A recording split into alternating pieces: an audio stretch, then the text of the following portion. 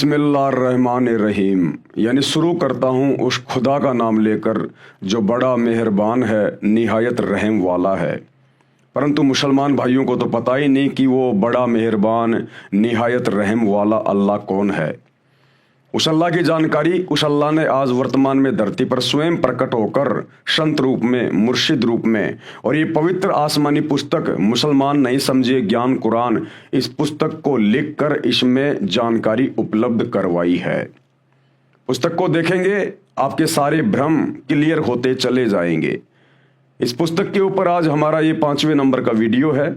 पहले के 4 वीडियो आप जी को अवश्य देखने चाहिए, क्योंकि उनको देखे बिना आप जी अल्लाह के विषय में पूर्णतया शंका रहित नहीं हो पाओगे। तो शुरू करते हैं वीडियो उसी परमपिता परमेश्वर अल्लाह कबीर के नाम से। बिस्मिल्लाहिर्रहमानिर्रहीम। परमपिता परमेश्वर सारी सृष्टि के रचनहार, कुल मालिक, असंख्य ब्रह्मांडों के स्वामी, जगत गुरु, तीनों लोकों में प्रवेश करके सबका भरण पोषण करने वाले, राजाधिराज, आत्माधार, नाथों के नाथ, देवों के देव महादेव, सर्वेश्वर, महेश्वर, मृत्युंजय, अजरो अमर, आदि अनादि, सनातनी प्रभु, जगत पिता जगदीश्वर, श्री श्री 1008 की उपाधि के वास्तविक अधिकारी, अकाल मूर्त, सौद स्वरूपी राम, वासुदेव, सर्वगतम ब्रह्म, परम पूज्य, प्रथम पूज्य, परम संत, परम पुरुष, परम धनी, परम दयालु, सत्य कबीर, हक्का कबीर, अल्लाह कबीर, अल्लाह अकबर, बाखबर, अल्लाह ताला, जगत के तारणहार, जगत के मुक्तिदाता, जगत के जगन्नाथ, हारे के सहारे, हिंदुओं के राम, मुसलमानों के अल्लाह, सिखों के वाहिगुरु, ईसाइयों के मसीह, दया के सागर दयानिधि, करुणा के सागर करुणानिधि, स्वयंभू परिभू, संकट मोचन, कष्ट हरण, मंगल करण, दुख भंजन, अविगत कबीर, निर्विकार निर्विषम परमात्मा, अलय अलेख सतगुरु, आदि अनादि सतगुरु, असली मर्यादा पुरुषोत्तम, असली राम, असली कृष्ण, असली घनश्याम, असली मुरारी, राजाओं के राजा, महाराजाओं के महाराजा, शहंशाहों के शहंशाह, सम्राटों के सम्राट, भगवानों के भगवान, अल्लाहों के अल्लाह, प्रभुओं के प्रभु, मसीहाओं के मसीह, सच्चे वाहिगुरु, बाबाओं के बाबा, पीरों के पीर, सेठों के सेठ, जगत सेठ, सावड़सा सेठ, सर्वगुण संपन्न, अनंत कोटि कलाओं के स्वामी, अनंत कोटि ब्रह्मांडों के नायक, योगियों में महायोगी, ध्यानियों में महाध्यानी, सिद्धों में परम सिद्ध, ज्ञानियों में तत्व ज्ञानी, ब्रह्म ज्ञानी, महाज्ञानी, परम ज्ञानी, सर्वश्रेष्ठ ज्ञानी, विज्ञानी, युवा कबीर, समरथ कबीर, असमवात, अमित ओजा, सच्चे रहनुमा, करीम अल्लाह, सुभान अल्लाह, दुनिया के अंतिम पैगंबर, 8 सितंबर 1951 से गांव धनाना, जिला सोनीपत, हरियाणा, भारतवर्ष की पावन भूमि पे प्रकट रियल कल की भगवान, श्री नारायण साकार हरि, श्री बाबा साहेब, नूर अनंत परमात्मा, संत श्रोमणी सतगुरु रामपाल जी परमेश्वर जी के चरण कमल में लाइव वीडियो देख रहे आप और हम सभी भाई बहनों का अनंत कोटि दंडोत प्रणाम। तो भाई और बहनों, वो अल्लाह अकबर, अल्लाह कबीर जो वर्तमान समय तक पूरे विश्व के मुसलमान समाज के भाई बहनों के लिए एक अनसुलझी गुत्थी बना हुआ है, जिसे मुसलमान भाइयों ने निराकार कहकर छोड़ दिया कि वो साकार नहीं है, वो आकार में नहीं आता, वो मनुष्य रूप में नहीं आता, अल्लाह कभी पृथ्वी पे नहीं आता, अल्लाह तो बेचून है, 7वें आसमान पे रहता है, तख्त पे विराजमान है। आज वो अल्लाह, जिस अल्लाह के विषय में उल्टा ज्ञान हजरत मोहम्मद जी को कुरान शरीफ की आयतें नाजिल करते समय डुप्लीकेट अल्लाह शैतान ने दी, आज उस उल्टे ज्ञान को सीधा करने के लिए और अपनी वास्तविक पहचान करवाने के लिए कि अल्लाह कौन है, अल्लाह कैसा है, अल्लाह कैसे मिलता है, अल्लाह कैसे रहता है, आज वो अल्लाह कबीर, अल्लाह अकबर, वो खुदा स्वयं धरती पर सतगुरु रामपाल जी के रूप में, मुर्शिद रूप में प्रकट है, विद्यमान है। और मुसलमान धर्म की पुस्तकों से ही तौरात, जबूर, इंजिल, हदीसें, कुरान शरीफ, कुरान मजीद, इन सभी पवित्र पुस्तकों से ही खोल खोल के दिखा रहा है, बता रहा है। आपने पिछले वीडियो में भली भांति ये प्रमाण देख लिए होंगे। आज हम आगे बढ़ेंगे। परमेश्वर हमें सभी धर्मों की पुस्तकों से दिखा रहे हैं कि परमात्मा साकार है, धरती पर आता है, उसी ने सृष्टि को रचा है, और ये शैतान, ये काल यहाँ पर डुप्लीकेट अल्लाह बन के बैठ गया, जिसको आज पूरा मुसलमान समाज अपना अल्लाह मान के पूज रहा है। तो पवित्र बाइबल में भी गुरुदेव भगवान ने हमें दिखाया कि परमात्मा कैसा है, कहाँ रहता है, और उसने किसी भी व्यक्ति को, किसी भी इंसान को, उसने किसी का भी मांस खाने का आदेश नहीं दिया। उसने 6 दिन में आसमान और धरती के दरमियान जो भी कुछ था उसको रचा बनाया और 7वें दिन शाही तख्त पे जा विराजा।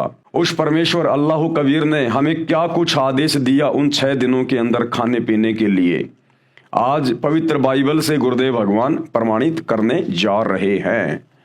तो भाइयों और बहनों, ये पवित्र पुस्तक है मुसलमान नहीं समझे ज्ञान कुरान, परमेश्वर रामपाल जी के द्वारा लिखित है। और आज इसमें हम आगे बढ़ेंगे पेज नंबर 15 से। सदग्रंथों में बाइबल का नाम भी है। बाइबल ये 3 पुस्तकों का संग्रह है। बाइबल 3 पुस्तकों का संग्रह है, तौरात का, जबूर का, इंजिल का। तौरात जो हजरत मूसा जी के ऊपर उतारी गई थी, जबूर हजरत दाऊद के ऊपर उतारी गई थी, और इंजिल ये ईसा जी के ऊपर उतारी गई थी। इन्हीं तीनों पुस्तकों का मिला जुला ज्ञान बाइबल के अंदर है।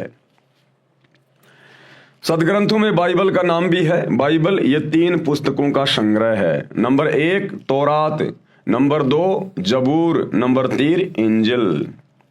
बाइबल में सबसे पहले सृष्टि की उत्पत्ति की जानकारी है, यानी बाइबल की शुरुआत में ही अध्याय नंबर 1 में सृष्टि उत्पत्ति की जानकारी है, क्रिएशन ऑफ द नेचर। वह तौरात पुस्तक वाली है जिसमें लिखा है कि परमात्मा ने सर्वप्रथम सृष्टि की रचना की। पृथ्वी, सूर्य, आकाश, पशु पक्षी, मनुष्य, नर नारी आदि की रचना परमात्मा ने 6 दिन में की तथा 7वें दिन तख्त पर जा विराजा, यानी सिंहासन पे जाके बैठ गया। अब निराकार क्या बैठेगा कुर्सी पे, सिंहासन पे? जो निराकार है, दिखाई नहीं देता, फिर उसको किसने देखा सिंहासन पर बैठते हुए? तो जो साकार होगा, मनुष्य जैसा होगा, वही तो सिंहासन पे बैठेगा। तो परमात्मा साकार है। सृष्टि रचना अध्याय 1 के श्लोक 26, 27, 28 में यह भी स्पष्ट किया है कि परमात्मा ने मानव को अपने स्वरूप जैसा उत्पन्न किया। इससे सिद्ध हुआ कि परमात्मा भी मनुष्य जैसा नराकार यानी नर आकार। एक होता है निराकार, निराकार का मतलब होता है अदृश्य, जो दिखाई ना दे। एक होता है नराकार यानी नर जैसे आकार का, इंसान जैसे आकार का। तो वो परमात्मा अल्लाह कबीर वो निराकार नहीं, वो नराकार है, नराकार, नर आकार जैसा, इंसान जैसा। आपको थोड़ा सा दिखा देते हैं बाइबल से भाइयों और बहनों, ताकि आपको विश्वास हो।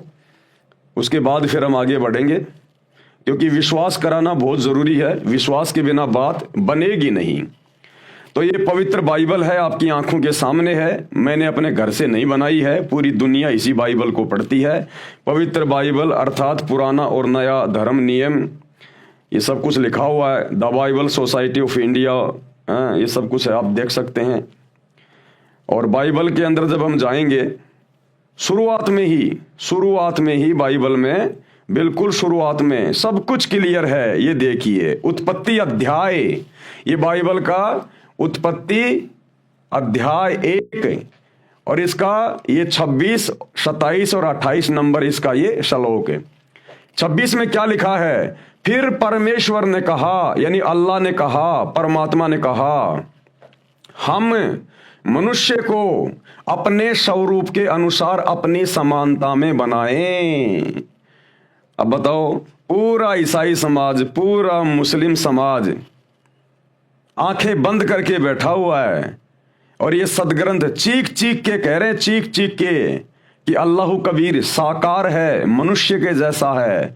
और उस अल्लाह कबीर ने, उस परमेश्वर ने, परम ईश्वर ने, परमेश्वर का मतलब होता है परम ईश्वर, सबसे बड़ा भगवान, उसने मनुष्यों को अपने जैसा, अपनी समानता में बनाया। साफ साफ कह रहा है परमेश्वर कि हम मनुष्य को अपने समानता में, अपने स्वरूप में बनाएं, यानी मैं इंसान को मेरे जैसा बनाऊंगा। तो बताओ फिर भगवान कैसा हुआ, अल्लाह कबीर कैसा हुआ, वो निराकार कैसे हुआ? वो तो नराकार है, नर आकार में, जिन्होंने अपने जैसा आप और हमें बनाया, स्त्री और पुरुषों को बनाया। साफ साफ गवाही दे रहा है बाइबल, बिल्कुल बाइबल को खोलते ही सबसे पहले। फिर परमेश्वर ने कहा, हम मनुष्य को अपने स्वरूप में, अपने स्वरूप के अनुसार अपनी समानता में बनाएं। और वे समुद्र की मछलियों और आकाश के पक्षियों और घरेलू पशुओं और सारी पृथ्वी पर और सब रेंगने वाले जंतुओं पर जो पृथ्वी पर रेंगते हैं अधिकार रखे। ये बातें बोल के परमेश्वर ने, अल्लाह कबीर ने जानवरों को, पशु पक्षियों को काटने का, खाने का आदेश नहीं दिया। पशु पक्षियों पर, जमीन पर रेंगने वाले जीव जंतुओं पर मनुष्य अधिकार रखेगा। इसका मतलब क्या है?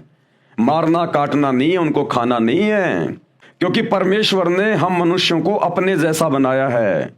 इसलिए हमारे अंदर बुद्धि अन्य जानवरों से, पशुओं से, पक्षियों से भिन्न है, सर्वश्रेष्ठ है, अलग है। परमेश्वर ने हमें अन्य पशु पक्षियों की तुलना में बुद्धिमान बनाया। तो परमेश्वर ने कहा कि मनुष्य उनके ऊपर अधिकार रखेगा। अधिकार रखने का मतलब है उनको अपने काम में लेगा। गाय को अपने काम में लेगा, भैंस को अपने काम में लेगा, उसके ऊपर अधिकार रखेगा। वो गाय भैंस उसको दूध देगी, उस दूध से बढ़िया बढ़िया मिष्ठान बनेंगे, दही बनेगा, छाछ बनेगा, घी बनेगा, मिठाइयाँ बनेंगी। गाय और भैंस से जो बच्चे पैदा होंगे वो खेतों में काम आएंगे, हल जोतने में काम आएंगे। गाय का गोबर खेत में खाद के रूप में काम आएगा। इसलिए परमेश्वर ने कहा कि सभी जंतुओं के ऊपर मनुष्य अपना अधिकार रखेगा। ऊंट को अपने अधिकार में रखेगा, खेत में हल जोतने के काम आएगा। परमेश्वर ने किसी को मार कर, काट कर खाने का आदेश नहीं दिया, उनके ऊपर अधिकार रखने का आदेश दिया कि आप उनकी सेवा करना, आप उनको चारा डालना, टाइम पे उनको पानी पिलाना, उनको खाना खिलाना, और फिर उनसे काम लेना। वो तुम्हें दूध देंगे, दही देंगे, हल जोतने के लिए तुम्हारे को वो बछड़ा देंगे, बैल देंगे। ये कहा था परमेश्वर ने। अधिकार रखने का मतलब ये है, उनको मार कर खाने का नहीं। क्या कह रहे हैं, ध्यान से पढ़ो। और वे समुद्र की मछलियों और आकाश के पक्षियों और घरेलू पशुओं और सारी पृथ्वी पर और सब रेंगने वाले जंतुओं पर जो पृथ्वी पर रेंगते हैं अधिकार रखे। 27 में क्या कहा? तब परमेश्वर ने मनुष्यों को अपने स्वरूप के अनुसार उत्पन्न किया। यानी अल्लाह कबीर ने, परमेश्वर ने इंसानों को, नर और नारी को अपने जैसा, अपने स्वरूप में उत्पन्न किया, उनको बनाया। तो बताओ फिर भगवान कैसा हुआ? जिन्होंने हम स्त्री और पुरुषों को अपने जैसा बनाया, हमारे जैसा हुआ ना, साकार हुआ ना। बिल्कुल क्लियर कर रही है बाइबल। तब परमेश्वर ने मनुष्यों को अपने स्वरूप के अनुसार उत्पन्न किया। अपने ही स्वरूप के अनुसार परमेश्वर ने उसको उत्पन्न किया, नर और नारी करके उसने मनुष्यों की सृष्टि की, यानी उत्पत्ति की, उनको बनाया नर और नारी। 28 में क्या कह रहे हैं? और परमेश्वर ने उनको आशीष दी, यानी उनको आशीर्वाद दिया, और उनसे कहा फलो फलो फूलो, यानी खुश रहो और पृथ्वी में भर जाओ, यानी अपनी आबादी बढ़ाओ, विस्तार करो, और उसको अपने वश में कर लो, यानी जानवरों को अपने वश में रखो, फिर उनसे काम लो। और समुद्र की मछलियों तथा आकाश के पक्षियों और पृथ्वी पर रेंगने वाले सब जंतुओं पर अधिकार रखो, यानी उनको अपने अधीन रखो, तुम उनसे काम लो। 29 में क्या कह रहे हैं? फिर परमेश्वर ने, यानी अल्लाह ने उनसे कहा, सुनो, जितने बीज वाले छोटे छोटे पेड़ सारी पृथ्वी के ऊपर हैं और जितने वृक्षों में बीज वाले फल होते हैं, वे सब मैंने तुमको दिए हैं, वे तुम्हारे भोजन के लिए हैं। अरे ये खाने का आदेश दिया परमेश्वर ने। उस अल्लाह कबीर ने 6 दिन में आसमान और जमीन के बीच में जो भी कुछ था उसको बनाया, नर और नारी करके अपने जैसा हमारे को उत्पन्न किया, और फिर हमारे खाने के लिए क्या आदेश दिया? ये बाइबल चीख चीख के कह रही है, चीख चीख के। क्या कह रही है? ध्यान से पढ़ लो। मांस मिट्टी खाने वालों, शैतान के प्रभाव से अपने कर्म फोड़ने वालों, क्या कह रहे हैं परमात्मा 29 नंबर वचन में? फिर परमेश्वर ने उनसे कहा, सुनो, जितने बीज वाले छोटे छोटे पेड़ सारी पृथ्वी के ऊपर हैं, बीज वाले छोटे छोटे पेड़, गेहूं, जौ, ज्वार, मक्का, बाजरा, ये छोटे छोटे बीज वाले पेड़, ये हमारे को खाने के लिए दिए, परमात्मा ने अनाज दिया हमारे को खाने के लिए। और जितने वृक्षों में बीज वाले फल होते हैं, पेड़ों पे जितने फल लगते हैं, आम, अंगूर, सेब, संतरा, ये हमारे खाने के लिए दिए। काजू, किशमिश, मेवा, ये हमारे खाने के लिए दिए परमात्मा ने। या जानवर काट के खाने की बात नहीं लिखी गई, ये सारी बातें लिखी गई। इसमें परमेश्वर ने हमें खाने का क्या आदेश दिया। और जितने वृक्षों में बीज वाले फल होते हैं, वे सब मैंने तुमको दिए हैं, वे तुम्हारे भोजन के लिए हैं। ये अनाज दिया भोजन के लिए, साग सब्जियां दी भोजन के लिए, फल फ्रूट दिए भोजन के लिए, कि ये सब तुम्हारे भोजन के लिए हैं। तो ये मांस खाने वाले, जीव हत्या करने वाले, ये गंदगी खाने वाले उस परमेश्वर के आदेश की अवहेलना कर रहे हैं। सोचो, जब आदम और हवा ने परमेश्वर के वचन की अवहेलना की और अदन की वाटिका में उस बीच वाले पेड़ के फल खाए शैतान के प्रभाव से, तो सोचो परमेश्वर ने उनको फिर क्या कहा कि अब तुमने मेरे आदेश की अवहेलना की है, अब तुम नीचे जाओ पृथ्वी पर, मर्तलोक पर खाओ, कमाओ, दुख उठाओ। और आज क्या कर रहे हो आप? परमेश्वर ने खाने के लिए हमें आदेश क्या दिया, और उसी शैतान के प्रभाव में आके फिर से आप लोग यही खा रहे हो, मांस मिट्टी, परमेश्वर की आत्माओं को काट काट के खा रहे हो। अरे उस आदम ने तो अदन की वाटिका में फल तोड़ के खाया था उस पेड़ का, उसके प्रतिफल में परमात्मा कितना नाराज हुआ, अल्लाह कबीर परमेश्वर। और यहां उसी शैतान के प्रभाव से, जिसे मुसलमान अपना डुप्लीकेट अल्लाह कहते हैं, ईसाई अपना मसीहा कहते हैं, ये शैतान है, काल। ये परमेश्वर के आदेश की अवहेलना करवाता है, हमें दोषी बनवाता है। तो आदम जी ने तो केवल वो फल खाया था, उसमें भी परमेश्वर के आदेश की अवहेलना हो गई, क्योंकि परमात्मा ने मना किया था तो इस वाटिका में जितने भी पेड़ हैं सबके फल खा सकता है, लेकिन वो जो पेड़ है उसके फल नहीं खाएगा। और आदम ने जब वो फल खा लिया, किसी बकरे को नहीं खाया, मुर्गे को नहीं खाया, फल खाया था, उसके प्रतिफल में भी परमात्मा नाराज हुआ, अल्लाह कबीर, और इस मृत लोक में भेज दिया आजीवन दुख उठाने के लिए। और तुम आज यहां उसी शैतान के प्रभाव में आके उस परमेश्वर की रूह को खा रहे हो, आत्माओं को खा रहे हो, मांस को खा रहा है। कितने बड़े दोषी बन रहे हो। इसीलिए तो मुसलमान धर्म में कोई संत पैदा नहीं होता। अरे इसीलिए मुसलमान धर्म में कोई साधु संत महात्मा पैदा नहीं होता, क्योंकि नेक आत्माओं के घरों में नेक आत्माएं उत्पन्न होती हैं। लेकिन मुसलमान धर्म में, ईसाई धर्म में कोई नेक आत्मा रही नहीं। सबने मांस खा खा के साग सब्जी की तरह अपने कर्म बिगाड़ लिए। तो साधु संत भी पैदा होना भूल गए मुसलमान धर्म में, ईसाई धर्म में। हिंदू धर्म में थोड़ी बहुत नेक आत्मा है, इसलिए साधु संत महात्मा हिंदू धर्म में, हिंदू धर्मों में जन्म ले रहे हैं। तो अपने कर्म बिगाड़ो मत भाइयों और बहनों। आप जिन पवित्र पुस्तकों को बिल्कुल क्लियर मानते हो, एथेंटिक मानते हो, प्रमाणित मानते हो, ये मुसलमान धर्म के लोग, ईसाई धर्म के लोग बाइबल को हाथ में ले लेके दुनिया को ये प्रवचन देते हैं, परमेश्वर का ये वचन है, परमेश्वर का वो वचन है, और खुद परमेश्वर के एक भी वचन पे नहीं चल रहे। अब परमेश्वर का क्या वचन है, इसलिए उस परमेश्वर ने, अल्लाह कबीर ने खुद धरती पर संत रूप में आके बताना पड़ता है। ये बाइबल लिखे हुए कितना टाइम हो गया। इस बाइबल को खोलते ही सबसे पहले यही लिखा है कि परमात्मा, परमेश्वर साकार है, मनुष्य के जैसा है। और आज पूरा ईसाई समाज, मुसलमान समाज परमात्मा को बेचैन कह के, फॉर्मलेस कह के, निराकार कह के उससे मुंह फेरे बैठा है। तो क्या खाक वचन पढ़े तुम लोगों ने बाइबल के, कुरान के, कुरान मजीद के, कुरान शरीफ के? क्योंकि वही तो ज्ञान है, उसी शैतान का उतारा हुआ ज्ञान, उसी काल का दिया हुआ ज्ञान है। तुम तो इसको भी ढंग से नहीं समझ पाए। ये ज्ञान भी उस परमेश्वर ने, अल्लाह कबीर ने आज धरती पर आकर बताना पड़ा। और उन्हीं के आदेश से हम आप लोगों को समझा रहे हैं, दिखा रहे हैं कि अब भी आप लोगों की आंखें फूटी पड़ी है भाई और बहनों। तो परमेश्वर ने फल फ्रूट खाने का आदेश दिया। छोटे छोटे बीज वाले पेड़, गेहूं, जौ, ज्वार, मक्का, बाजरा, ये खाने का आदेश दिया। काजू, किशमिश, मेवा, संतरा, आम, अंगूर, ये खाने का आदेश दिया। और हम क्या खा रहे हैं? पेशाबी गंध खा रहे हैं। अरे नर और मादा के संयोग से जो पदार्थ निकलता है उसी से तो वो बच्चा बनता है, अंडा बनता है, मुर्गा बनता है, वो बकरा बनता है। तो पेशाबी गंध खा रहे हो तुम और फिर कहते हो हम बड़े पाक हैं, हम बड़े जो है वो पवित्र हैं। क्या खाक पवित्र हो?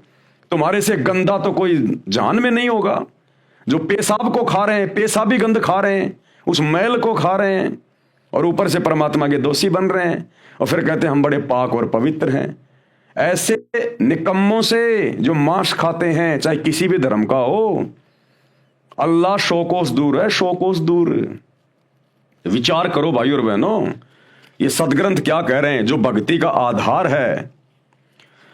फिर परमेश्वर ने उनसे कहा, सुनो, जितने बीज वाले छोटे छोटे पेड़ सारी पृथ्वी के ऊपर हैं और जितने वृक्षों में बीज वाले फल होते हैं वे सब मैंने तुमको दिए हैं, वे तुम्हारे भोजन के लिए हैं, खाने के लिए हैं। और क्या कह रहे हैं आगे, और जितने पृथ्वी के पशु और आकाश के पक्षी और पृथ्वी पर रेंगने वाले जंतु हैं, जिनमें जीवन का प्राण है, यानी जिनमें आत्मा है, रूह है, श्वासें हैं, उन सब के खाने के लिए मैंने सब हरे हरे छोटे पेड़ दिए हैं। यानी पशु पक्षियों के लिए, जानवरों के लिए मैंने हरे भरे छोटे छोटे पेड़ दिए हैं। यानी ये घास फूस वगैरह ये मैंने जानवरों के लिए बनाया है, खाने के लिए। तो जानवर तो बेचारे अपनी हद में है, लेकिन इंसान बेहदी हो गया, बेहदी। और भाई इसकी सजा भोगनी पड़ेगी। इसलिए तो गधे, कुत्ते, सुअर, एक कुतिया एक बार में 8-8 बच्चे पैदा करती है। क्यों कर रही है? उन्हीं निकम्मों को पैदा कर रही है जो पहले इस मनुष्य शरीर में थे, हिंदू मुसलमान थे, सिख ईसाई थे, मांस काट काट के खा रहे थे, शराब पी रहे थे, शैतान की साधना कर रहे थे। आज उनको अपने कर्म भोगने पड़ रहे हैं उस कुतिया के पेट में आके। एक सुअरी 12-12 बच्चे पैदा करती है। क्यों कर रही है? ये वही इंसान है, वही निकम्मी आत्माएं हैं जिन्होंने परमेश्वर के आदेश की उल्लंघना की, सच्चे खुदा की इबादत नहीं की, शैतान की भक्ति करते रहे, डुप्लीकेट भगवान की भक्ति करते रहे और मांस मिट्टी खाते रहे, नशा करते रहे, चोरी जारी करते रहे, ब्याज लेते रहे, झूठ बोलते रहे। अब वो जानवर के पेट में जन्म ले रहे हैं और कष्ट भोग रहे हैं, दुख भोग रहे हैं। तो परमेश्वर ने तो पशु पक्षियों के लिए खाने को क्या कहा है, क्या दिया है, वो भी सब कुछ बाइबल में लिखा हुआ है। और पृथ्वी पर रेंगने वाले जंतु हैं जिनमें जीवन का प्राण है, उन सब के खाने के लिए मैंने सब हरे हरे छोटे पेड़ दिए हैं। और वैसा ही हो गया। परमेश्वर ने कहा कि जैसा मैंने कहा वैसा ही होता चला गया। पेड़ बन गए, घास फूस बन गए, सब बन गए।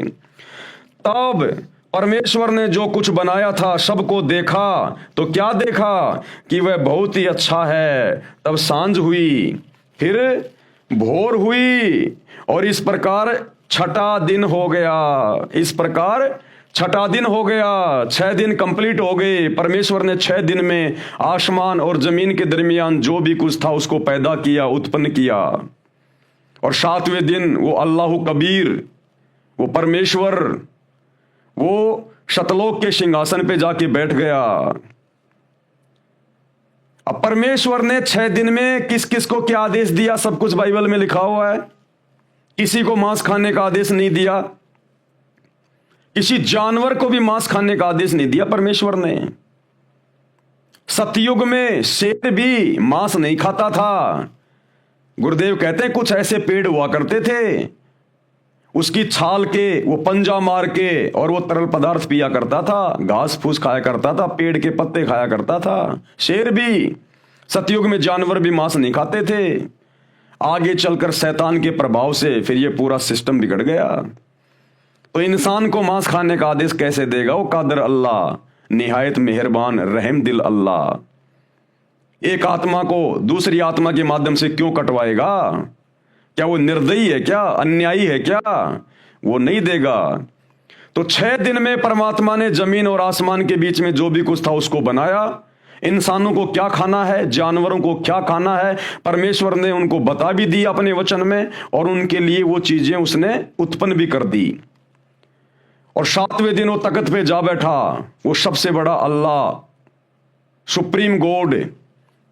अब भाइयों और बहनों, उसके बाद उस परमेश्वर के आदेश देकर शतलोक में सिंहासन पर जाकर बैठने के बाद इस शैतान ने फिर अपने फरिश्ते भेजकर, शैतान ने मुल्ला मौलवियों में कुप्रेरणा करके, भूत की तरह प्रवेश करके, अपने फरिश्तों के माध्यम से फिर इसने जो आदेश दिए हैं, और आगे उन धर्म के लोगों ने फिर मांस खाना जो शुरू किया है, इसमें परमेश्वर का कोई हाथ नहीं है।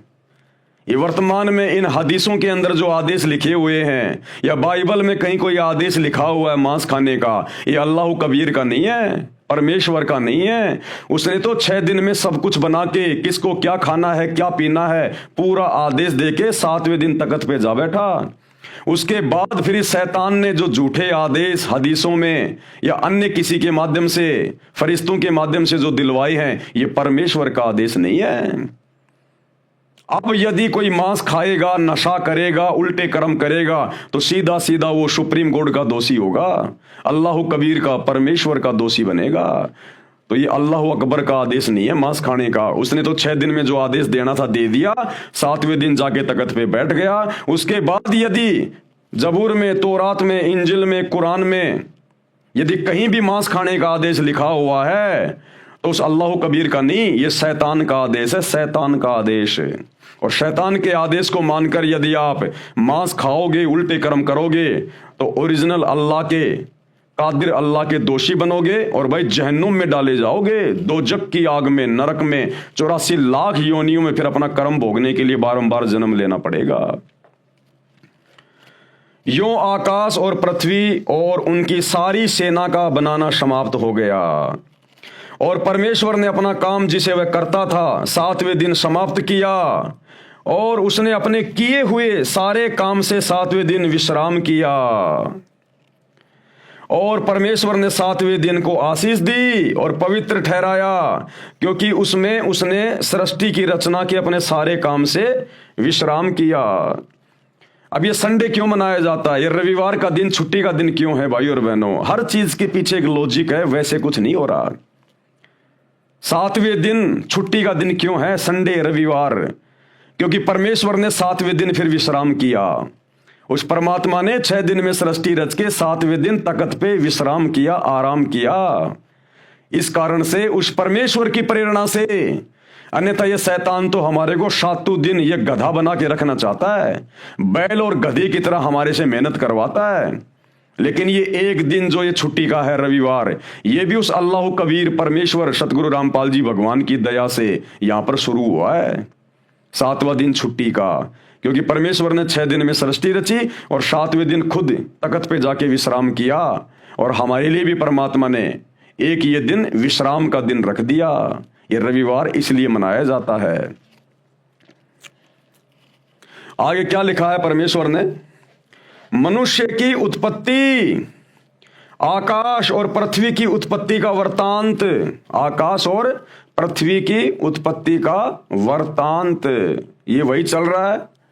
उत्पत्ति 1 यह है कि जब वे उत्पन्न हुए, अर्थात जिस दिन यहोवा परमेश्वर ने, यानी समर्थ परमात्मा ने, अल्लाह कबीर ने पृथ्वी और आकाश को बनाया, तब मैदान का कोई पौधा भूमि पर न था और न मैदान का कोई छोटा पेड़ उगा था, क्योंकि यह यहोवा परमेश्वर ने पृथ्वी पर जल नहीं बरसाया था और भूमि पर खेती करने के लिए मनुष्य भी नहीं था, तो भी कोहरा पृथ्वी से उठता था। यानी परमात्मा ने 6 दिन में जो भी कुछ बनाया, उस समय पृथ्वी पर कोई इंसान नहीं था।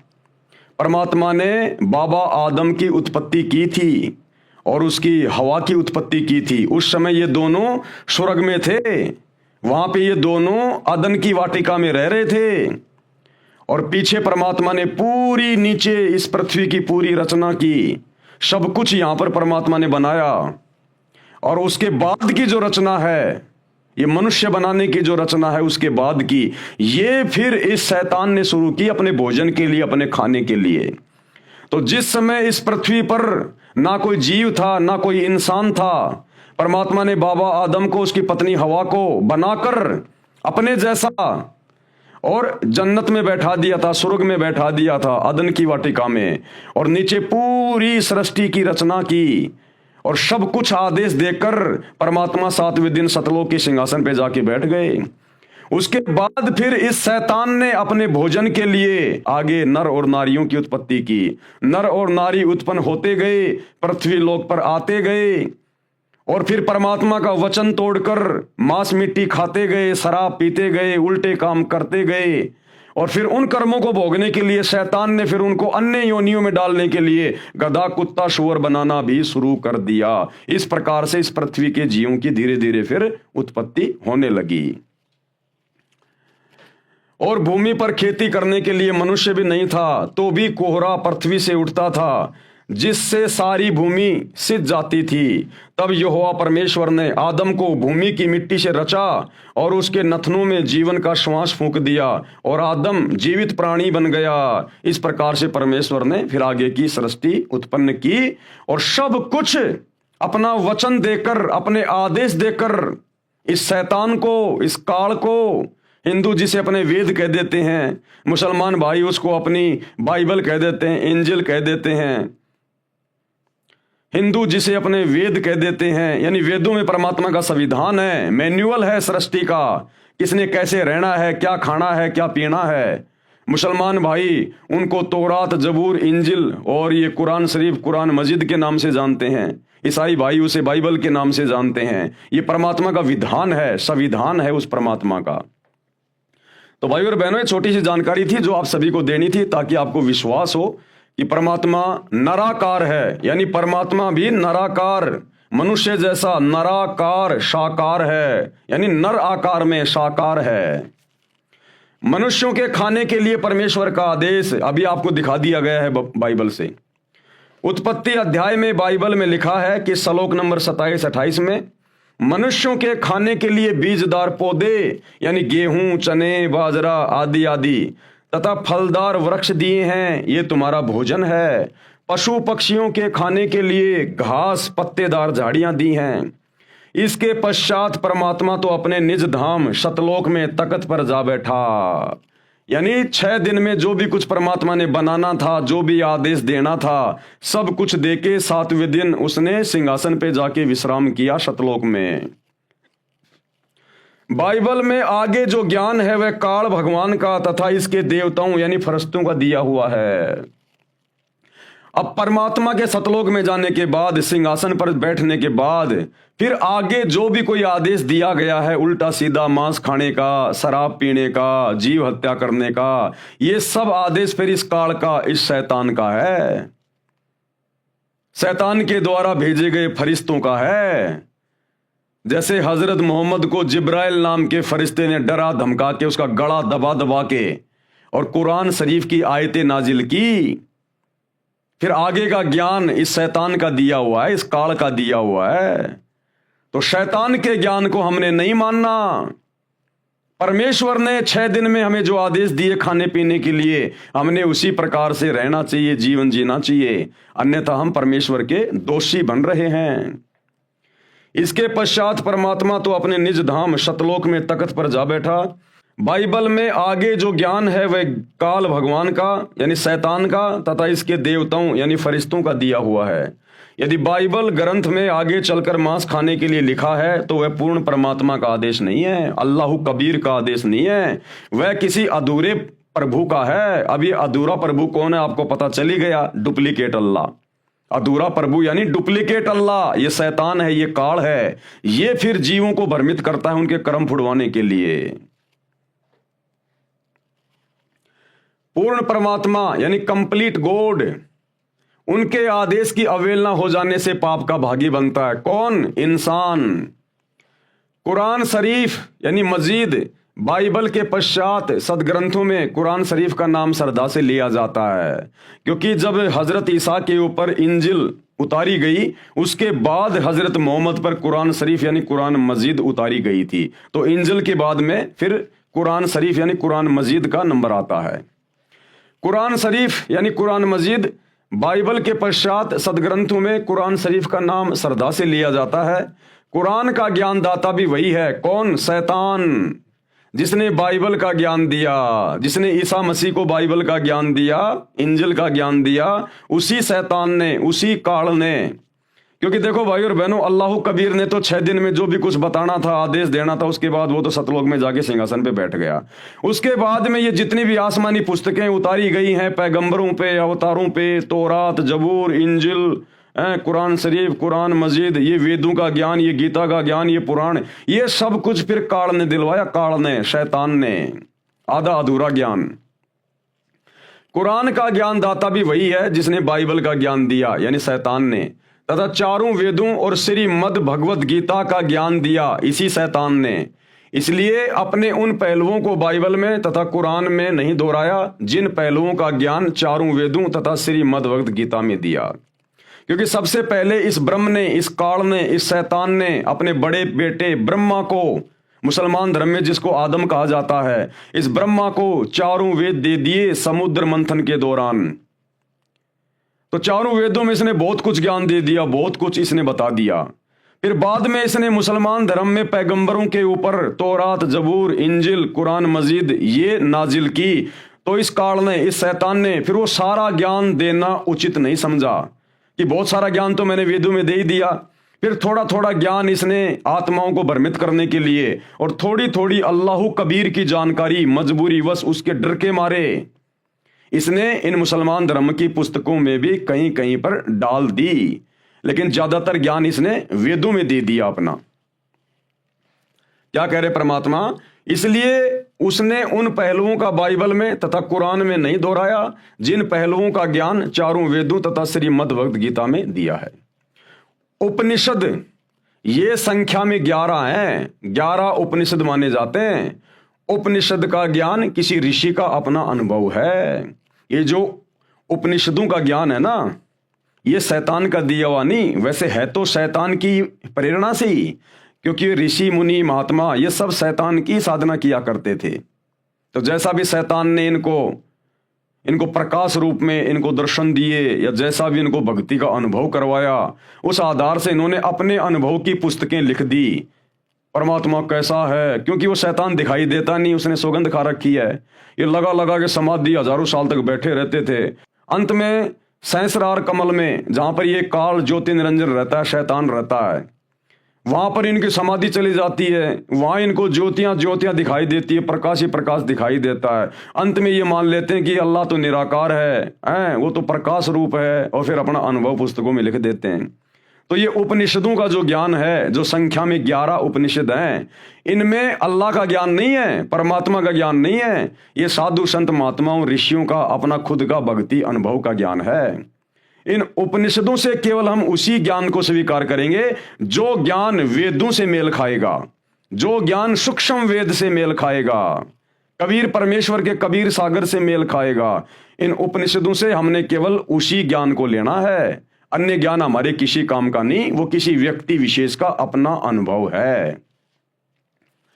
उपनिषद ये संख्या में 11 माने जाते हैं। उपनिषद का ज्ञान किसी ऋषि का अपना अनुभव है।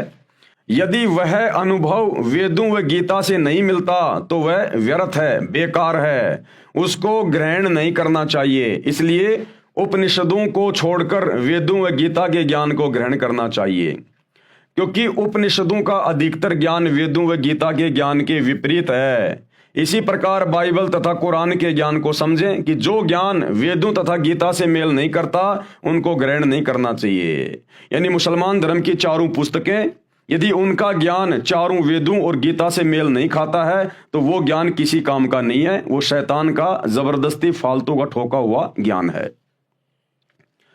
वेदों व गीता में जो ज्ञान सूक्ष्म वेद से नहीं मिलता, अब क्या समझाना चाह रहे हैं परमात्मा भाई और बहनों, थोड़ा सा दिमाग पे जोर डालना। परमात्मा कहना चाह रहे हैं कि जो ज्ञान वेदों से मेल नहीं खाता, जो ज्ञान वेदों से मेल नहीं खाता, वो ज्ञान हमने बिल्कुल भी स्वीकार नहीं करना है। वो चाहे मुसलमान धर्म की चारों पुस्तकों का ज्ञान हो, चाहे 11 उपनिषदों का ज्ञान हो, चाहे 18 पुराणों का ज्ञान हो। जो ज्ञान वेदों से मेल नहीं खाता वो ज्ञान हमने स्वीकार नहीं करना।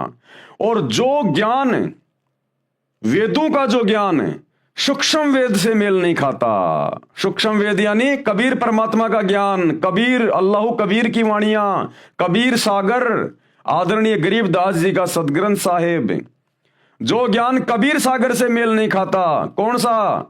वेदों वाला जो ज्ञान और गीता वाला जो ज्ञान सूक्ष्म वेद से मेल नहीं खाता, कबीर सागर से, कबीर परमात्मा की वाणियों से, उनके ज्ञान से मेल नहीं खाता, वो ज्ञान भी हमने नहीं मानना है। क्योंकि सर्वोपरि ज्ञान है सूक्ष्म वेद में। सूक्ष्म वेद यानी वो कबीर परमात्मा धरती पे प्रकट होकर जो ज्ञान देता है फिर उसको लिखवा देता है। जैसे 650 साल पहले आए कबीर दास नाम से, उन्होंने सूक्ष्म वेद लिखवा दिया आदरणीय धर्मदास जी के माध्यम से, कबीर सागर। और 300 साल पहले गांव छुड़ानी जिला झज्जर हरियाणा में आए आदरणीय गरीबदास जी के नाम से, और एक पंडित गोपाल दास जी से उन्होंने सदग्रंथ साहिब की रचना करवा दी जिसमें 24,000 वाणियां हैं। तो ये है सूक्ष्म वेद। काल प्रेरणा से, शैतान प्रेरणा से नकली कबीर पंथियों ने कबीर सागर में भी आगे चल के मिलावट कर दी। इसलिए अल्लाह कबीर ने गरीबदास जी को भेजा, स्वयं आए वो गरीबदास जी के रूप में, लीला की, और दोबारा से उन्होंने सूक्ष्म वेद की रचना की। आज सूक्ष्म वेद से सतगुरु रामपाल जी भगवान हमें पूरा ज्ञान समझा रहे हैं। तो गरीबदास जी की वाणियों में जो ज्ञान है उसमें रत्ती भर भी मिलावट नहीं है, छटांग भर भी प्योर घी है, प्योर घी। तो जो कुछ गरीबदास जी के सदग्रंथ साहिब में लिखा हुआ है, जो हमें सतगुरु रामपाल जी भगवान बता रहे हैं, और सतगुरु रामपाल जी को गरीबदास जी के ग्रंथ की भी कोई आवश्यकता नहीं है, ये तो स्वयं अल्लाह कबीर है। लेकिन अगर ये अपने मुंह से बोलने लग जाए वैसे ही, तो हम नालायक विश्वास नहीं कर पाएंगे कि गुरुजी बोल कैसे रहे हैं, गुरुजी का बोलने का आधार क्या है। इसलिए हमारी छोटी बुद्धि को देखते हुए ये अल्लाह कबीर सतगुरु रामपाल जी, इन्होंने गरीबदास जी के रूप में आके पहले वो ग्रंथ लिखना पड़ा, और आज उस ग्रंथ को आधार बनाकर आप और हमें समझा रहे हैं, तो हम यकीन कर रहे हैं। तो जो ज्ञान सूक्ष्म वेद में है और बाकी किसी भी ग्रंथ में जो ज्ञान है, यदि वो सूक्ष्म वेद वाले ज्ञान से मेल नहीं खाता है, वो चाहे चारों वेदों का ज्ञान हो, चाहे मुसलमान धर्म की चारों पुस्तकों का ज्ञान हो, चाहे बाइबल का हो, 18 पुराणों का हो, 11 उपनिषदों का हो, यानी गरीबदास जी के सदग्रंथ को छोड़ के, सूक्ष्म वेद को छोड़ के इस धरती पर जितने भी धर्म ग्रंथ हैं, यदि उनका ज्ञान गरीबदास जी के ग्रंथ से मेल नहीं खाता है तो वो बेकार है, वो शैतान का दिया हुआ है, शैतान के फरिश्तों का दिया हुआ है, किसी ऋषि महात्मा साधु संत का अपना खुद का अनुभव है जो हमारे किसी काम का नहीं है। ये कहना चाह रहे हैं परमात्मा। वेदों व गीता में जो ज्ञान सूक्ष्म वेद से नहीं मिलता वह ग्रहण नहीं करना चाहिए। पुराण, ये पुराण क्या है? ये संख्या में 18 माने गए हैं। वैसे यह पुराणों का ज्ञान एक ही बोध माना जाता है। यह ज्ञान सर्वप्रथम ब्रह्मा जी ने अपने पुत्रों दक्ष आदि ऋषियों को दिया था। राजा दक्ष जी, मनु जी तथा पाराशर आदि ऋषियों ने इसका आगे प्रचार करते समय अपना अनुभव भी मिला दिया। जिस प्रकार कबीर सागर के अंदर इन नकली कबीर पंथियों ने धीरे धीरे अपना ज्ञान मिलाना शुरू कर दिया और उसमें अज्ञान ठोक दिया, इसी प्रकार इस ब्रह्म ने, काल ने, शैतान ने समुद्र मंथन के दौरान जो ज्ञान अपने बड़े बेटे ब्रह्मा जी को दिया था, वो ज्ञान ब्रह्मा जी ने अपने वंशजों को दिया, और ब्रह्मा जी के वंशजों ने, पाराशर ऋषि ने और दक्ष ने, मनु ने, फिर इन्होंने चतुराई करके अपना खुद का अनुभव भी उस ज्ञान में ठोकना शुरू कर दिया। धीरे धीरे उस ज्ञान को फिर अज्ञान बनाना शुरू कर दिया। यह ज्ञान सर्वप्रथम ब्रह्मा जी ने अपने पुत्रों दक्ष आदि ऋषियों को दिया था। राजा दक्ष, मनु जी तथा पाराशर आदि ऋषियों ने इसका आगे प्रचार करते समय अपना अनुभव भी मिला दिया। इस प्रकार 18 भागों में पुराणों का ज्ञान माना गया है। 18 पुराणों के ज्ञान का जो अंश, यानी 18 पुराणों में जो ज्ञान है, वो ज्ञान यदि वेदों तथा गीता से मेल नहीं खाता तो वह त्याग देना चाहिए। इसी प्रकार अन्य कोई भी पुस्तक वेदों व गीता के ज्ञान के विपरीत ज्ञान युक्त है, उसे भी त्याग देना चाहिए। गीता अध्याय 18 श्लोक 62 में गीता ज्ञानदाता यानी ये ब्रह्म, ये शैतान, ये काल अर्जुन को कह रहा है कि तू सर्वभाव से उस परमेश्वर की, जो गीता ज्ञानदाता से अलग है यानी शैतान से अलग है, अपने से अन्य परमेश्वर की बात कर रहा है ये शैतान, ये काल, उसकी शरण में जा। उस परमेश्वर की कृपा से ही तू परम शांति तथा सनातन परम धाम यानी सतलोक को प्राप्त हो जाएगा। गीता अध्याय 4 श्लोक 32 में कहा है कि जो ज्ञान सूक्ष्म वेद स्वयं परमात्मा अपने मुख कमल से बोलकर बताता है वह सच्चिदानंद घन ब्रह्म की वाणी कही जाती है, यानी वो कबीर वाणी कही जाती है, कलाम कबीर। उसी को तत्व ज्ञान भी कहते हैं जिसमें परमात्मा ने पूर्ण मोक्ष मार्ग का ज्ञान दिया है। गीता अध्याय 4 श्लोक 34 में कहा है कि उस तत्व ज्ञान को जो कलाम एक कबीर में लिखा हुआ है, कबीर की वाणियों में जो ज्ञान है, सूक्ष्म वेद में जो ज्ञान है, ये शैतान, ये ब्रह्म, ये काल गीता का ज्ञान देते समय श्री कृष्ण जी में भूत की तरह प्रवेश करके अर्जुन को कह रहा है कि उस तत्व ज्ञान को, जो ज्ञान वो कबीर परमात्मा सच्चिदानंद घन ब्रह्म पूर्ण परमेश्वर इस पृथ्वी पर संत रूप में आके देता है, वाणियां बोलता है, सदग्रंथ लिखवाता है, उस ज्ञान को तू किसी तत्वदर्शी संत की शरण में जाकर समझ। जिस प्रकार हजरत मोहम्मद जी को यही शैतान, यही काल सूरत फुरकान 25 आयत नंबर 58 से 59 में कह रहा है कि वो अल्लाह जिसने 6 दिन में आसमान और जमीन के बीच में जो भी कुछ था उसको बनाया और 7वें दिन तख्त पे जावे राजा, उसकी जानकारी किसी बाखबर से जा पूछो कि हजरत मोहम्मद मुझे उसकी जानकारी नहीं है पूरी, उसकी इबादत की पूरी जानकारी मेरे पास नहीं है। वो जानकारी तुझे कोई बाखबर बताएगा, यानी उस ज्ञान को जानने वाला। और यही बात ये शैतान, ये काल, ये सबको ऐसे ही भ्रमित रखता है, हिंदुओं को, मुसलमानों को। यही ज्ञान ये शैतान, ये काल गीता का ज्ञान देते समय अर्जुन को कह रहा है अध्याय 4 श्लोक 34 में कि उस तत्व ज्ञान को जो वो परमात्मा स्वयं धरती पे आके बताता है, उस तत्व ज्ञान को तू तत्वदर्शी संतों के पास जाकर समझ। मुसलमान धर्म में तत्वदर्शी संत को कहते हैं बाखबर, इल्म वाला।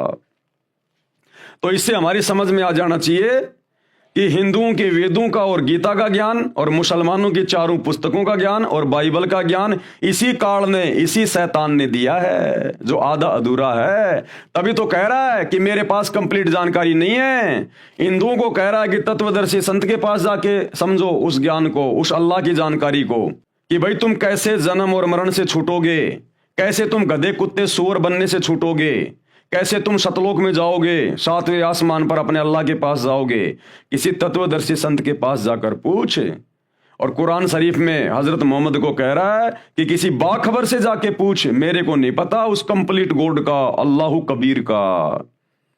इसलिए भाई और बहनों, वो अल्लाह कबीर स्वयं धरती पर आकर संत रूप में, मुर्शिद रूप में अपना ज्ञान देता है, जो वर्तमान में सतगुरु रामपाल जी के रूप में प्रकट हैं और अपना ज्ञान दे रहे हैं। आवश्यकता है तो धैर्य के साथ में उनके सत्संग सुनने की। उस तत्व ज्ञान को तू तत्वदर्शी संतों के पास जाकर, यानी बाखबर के पास जाकर समझ। उनको दंडवत प्रणाम करके प्रश्न करने से वे तत्वदर्शी संत तुझे तत्व ज्ञान का उपदेश करेंगे। अब वो बाखबर, वो तत्वदर्शी संत कैसे प्रश्न होगा? वो प्रश्न होगा भक्ति करने से।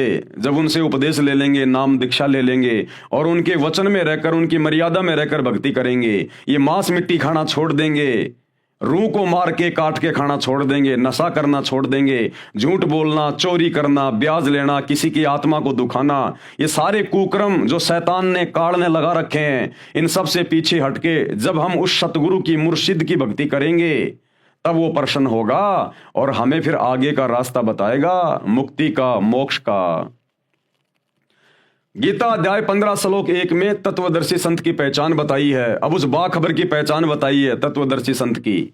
कहा है कि जो संत संसार रूपी वृक्ष के सर्व भागों को जानता है, वह वेद विद अर्थात वेदों के तात्पर्य को जानता है, वह तत्वदर्शी संत है। सूक्ष्म वेद अर्थात सच्चिदानंद घन ब्रह्म की वाणी में बताया है। कबीर अक्षर पुरुष एक पेड़ है, निरंजन वाकी डार, ये क्षर पुरुष, ये काल, ये शैतान उसकी डार है, और तीनों देवता शाखा हैं, ये ब्रह्मा विष्णु महेश, और पात रूप संसार।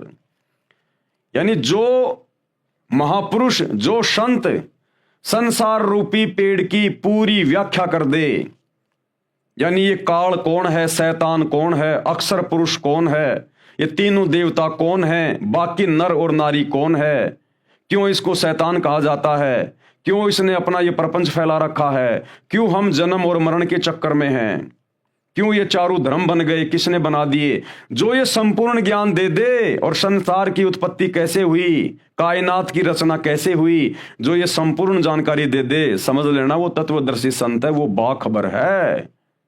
और आज वो बाखबर, वो तत्वदर्शी संत एकमात्र सतगुरु रामपाल जी हैं। अन्यथा सतयुग से लेकर और वर्तमान समय तक 39 लाख साल बीत गए, आज तक किसी ने सृष्टि रचना का ये कंप्लीट ज्ञान नहीं दिया इनके अलावा। तो ये स्वयं बाखबर है, तत्वदर्शी संत है, स्वयं ये अल्लाहु कबीर है। इसी सच्चिदानंद घन ब्रह्म की वाणी को तत्व ज्ञान भी कहते हैं, यानी सतगुरु रामपाल जी के सत्संगों को ही तत्व ज्ञान कहते हैं। सतगुरु रामपाल जी के द्वारा लिखी गई पुस्तकों में जो ज्ञान है उसी को तत्व ज्ञान कहते हैं, जो आप जी देख रहे हैं। गीता अध्याय 15 श्लोक 4 में कहा है कि तत्व ज्ञान की प्राप्ति के पश्चात ये शैतान ये काल कह रहा है अर्जुन को कि जब तेरे को उस तत्वदर्शी संत से तत्व ज्ञान प्राप्त हो जाए, पहली बात तो बड़ा मुश्किल है उस तत्वदर्शी संत की पहचान करना। वो तत्वदर्शी संत स्वयं पृथ्वी पर आकर अपनी पहचान करवाता है, कोई जीव की औकात नहीं जो उसको पहचान ले। ये अल्लाह कबीर है। तो आज आप और हमारा सौभाग्य है, परमात्मा ने अपने ज्ञान का, अपनी रहमत का पिटारा खोल रखा है, स्वयं अपनी पहचान करवा रहा है आगे बढ़ के। अन्यथा सतयुग से लेकर द्वापर तक साधु संत महात्मा ऋषि मुनि तड़प तड़प के मर गए, जंगलों में जा जाके साधना करके तप करके शरीर गड़ा दिया। शेख फरीद जैसों ने अपना शरीर मिट्टी बना दिया, बाजीद जैसों ने जंगल में गुफाओं में जा जाके साधना की। ऋषि मुनियों की आंखों की पलकें जमीन पे टिक जाया करती थी, इतने समय तक भगवान की खोज में उसकी भक्ति में बैठे रहते थे, घर परिवार छोड़ के, अन्न पानी छोड़ के। लेकिन वो तरीका सही नहीं था, जिस कारण से उनको भी तत्वदर्शी संत नहीं मिला। और इतनी साधना करके, इतना तप करके, इतना बलिदान करके भी वो गधे कुत्ते सुअर बन के घूम रहे हैं। आज आप और हमारा सौभाग्य, क्योंकि ये कलयुग की बिचली पीढ़ी का समय है, ये भक्ति युग है। इसी समय परमात्मा धरती पे आता है, अल्लाह कबीर विशेष तौर पर आत्माओं का मोक्ष करने के लिए। तो आज आप और हमारा कितना बड़ा सौभाग्य है, गोल्डन चांस है। बिन बुलाए परमात्मा धरती पे आया हुआ है और आगे बढ़कर हमें अपनी जानकारी दे रहा है। ना जंगल में जाना, ना तप करना, ना भूखा मरना, ना परिवार छोड़ना, इतनी सहज और सरल भक्ति दे रहा है कि भैया ये मंत्रों का जाप करो, अपना धंधा करो, अपने बाल बच्चों के साथ में रहो, ये राम नाम के लड्डू खाओ और अपने बच्चों को भी खिलाओ। इतना सरल तरीका, ना मंदिर में जाना, ना मस्जिद में जाना, ना व्रत करना, ना रोजे करना, ना भूखा मरना, कुछ नहीं करना, इतना आसान तरीका। तो आज आप और हमारा सौभाग्य है, अन्यथा इसको कोई पहचान नहीं सकता, इसको कोई जान नहीं सकता। तो क्या कह रहे हैं कि तत्व ज्ञान की प्राप्ति के पश्चात कि भाई जब तुझे तेरे सौभाग्य से तुझे वो तत्वदर्शी संत मिल जाए और तू उससे वो तत्व ज्ञान प्राप्त कर ले, यानी तू जब उसके सत्संग सुनना शुरू कर दे और बात यदि तेरे समझ में आने लग जाए, उसके बाद परमेश्वर के यानी अल्लाह कबीर के उस परम पद की खोज, जहां पर वो रहता है, सिंहासन पे बैठा है, उसकी खोज करनी चाहिए। यानी फिर तेरी इच्छा होनी चाहिए कि अब मेरा मोक्ष हो, अब मैं सतलोक जाऊं, सचखंड जाऊं, इस शैतान के जाल से बाहर निकल के सदा सदा अपने पिता के पास, अपने परवरदिगार के पास जाऊं। जहां जाने के पश्चात यानी सतलोक जाने के पश्चात साधक यानी भगत कभी लौटकर फिर से संसार में नहीं आता। इस काल के शैतान के लोक में, इस पृथ्वी पर, इस 21 ब्रह्मांड में फिर वो आत्मा दोबारा नहीं आएगी। और इससे भी सुंदर लोक उस परमेश्वर का, अल्लाह का, जहां पर सारे सुख भोगेगी वो, अर्थात उसका पूर्ण मोक्ष हो जाता है। उसी परमात्मा ने, उसी अल्लाह कबीर ने, अल्लाह अकबर ने, परमेश्वर ने, उसी परमात्मा ने संसार रूपी वृक्ष की रचना की है, यानी दुनिया रची है। 6 दिन में आसमान और जमीन के बीच में जो भी कुछ था उसी ने रचा।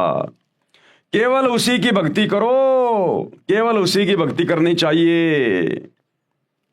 ये मुसलमान भाई मस्जिदों में जा जाके पत्थरों को सिजदा कर रहे हैं, तुम कहां उस अल्लाह कबीर की भक्ति कर रहे हो? अरे जो पीर पैगंबर मर गए, जो ओलिया मर गए, मुल्ला मौलवी मर गए, उनकी मजारों में, उनके समाधियों पे जाके तुम मत्था टेक रहे हो। परमात्मा अपनी वाणी में कहते हैं, हिंदू हदीरे पूज ही, हदीरे यानी ये साधु संतों की समाधि उनके मरने के बाद में, हिंदू हदीरे पूज ही और मुस्लिम पूजे घोर।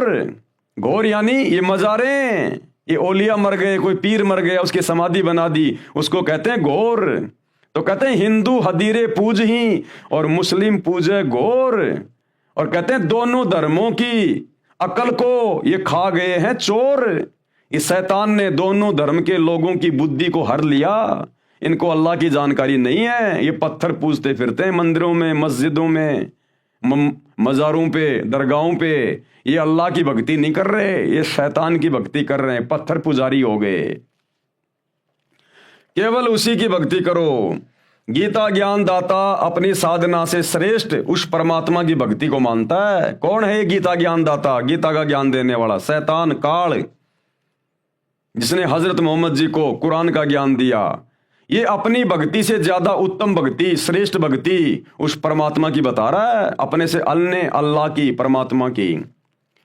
उसी से परमेश्वर का वह परम पद प्राप्त होता है, जिसे प्राप्त करने के बाद जीव का जन्म मृत्यु का चक्कर सदा के लिए समाप्त हो जाता है। यानी उसी अल्लाह कबीर की भक्ति से फिर ये गधे कुत्ते बनने का झंझट समाप्त हो जाता है, नरक में जहन्नुम में जाने का झंझट समाप्त हो जाता है। अब श्री गुरु ग्रंथ साहिब में कहां प्रमाण है सृष्टि रचना का, उस एक परमात्मा का? धीरे धीरे सभी सदग्रंथों का नंबर आ रहा है। तो अब श्री गुरु ग्रंथ साहिब का नंबर आ गया, क्योंकि वो परमात्मा सभी धर्मों में आत्माओं को आके मिलता है।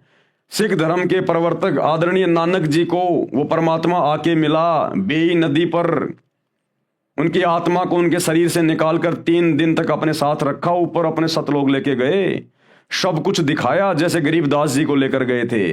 और वापस आकर गरीबदास जी ने उनकी दिव्य दृष्टि खुलने के बाद फिर सदग्रंथ साहिब की रचना की। इसी प्रकार नानक जी ने फिर वापस आकर गुरु ग्रंथ साहिब की रचना करी, जिसमें उस परमात्मा के बारे में, सचखंड के बारे में, नानक जी का गुरु कौन था, साफ साफ लिखा है। धाणक रूप रहा करतार, यानी वो काशी वाला धाणक, यानी कबीर परमात्मा धाणक जाति में आए थे 650 साल पहले।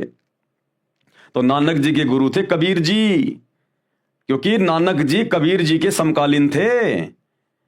और काशी वाले कबीर जी, अल्लाह कबीर, नानक जी को बेई नदी सुल्तानपुर में, जो पश्चिमी पाकिस्तान में थी उस समय, वहां आकर मिले थे और उनको अपना शिष्य बनाया था, अपना ज्ञान दिया था। उसके बाद नानक जी ने गुरु ग्रंथ साहिब की रचना करवाई, ये वाणियां बोली, जिसमें कंप्लीट सृष्टि का ज्ञान है। लेकिन सिख धर्म के भाई बहन समझ नहीं पा रहे, जिस प्रकार मुसलमान धर्म के भाई बहन नहीं समझ पा रहे अपनी पुस्तकों को, हिंदू वेदों और गीता को नहीं समझ पा रहे, ईसाई बाइबल को नहीं समझ पा रहे, इसी प्रकार सिख धर्म के मानने वाले गुरु ग्रंथ साहिब को नहीं समझ पा रहे।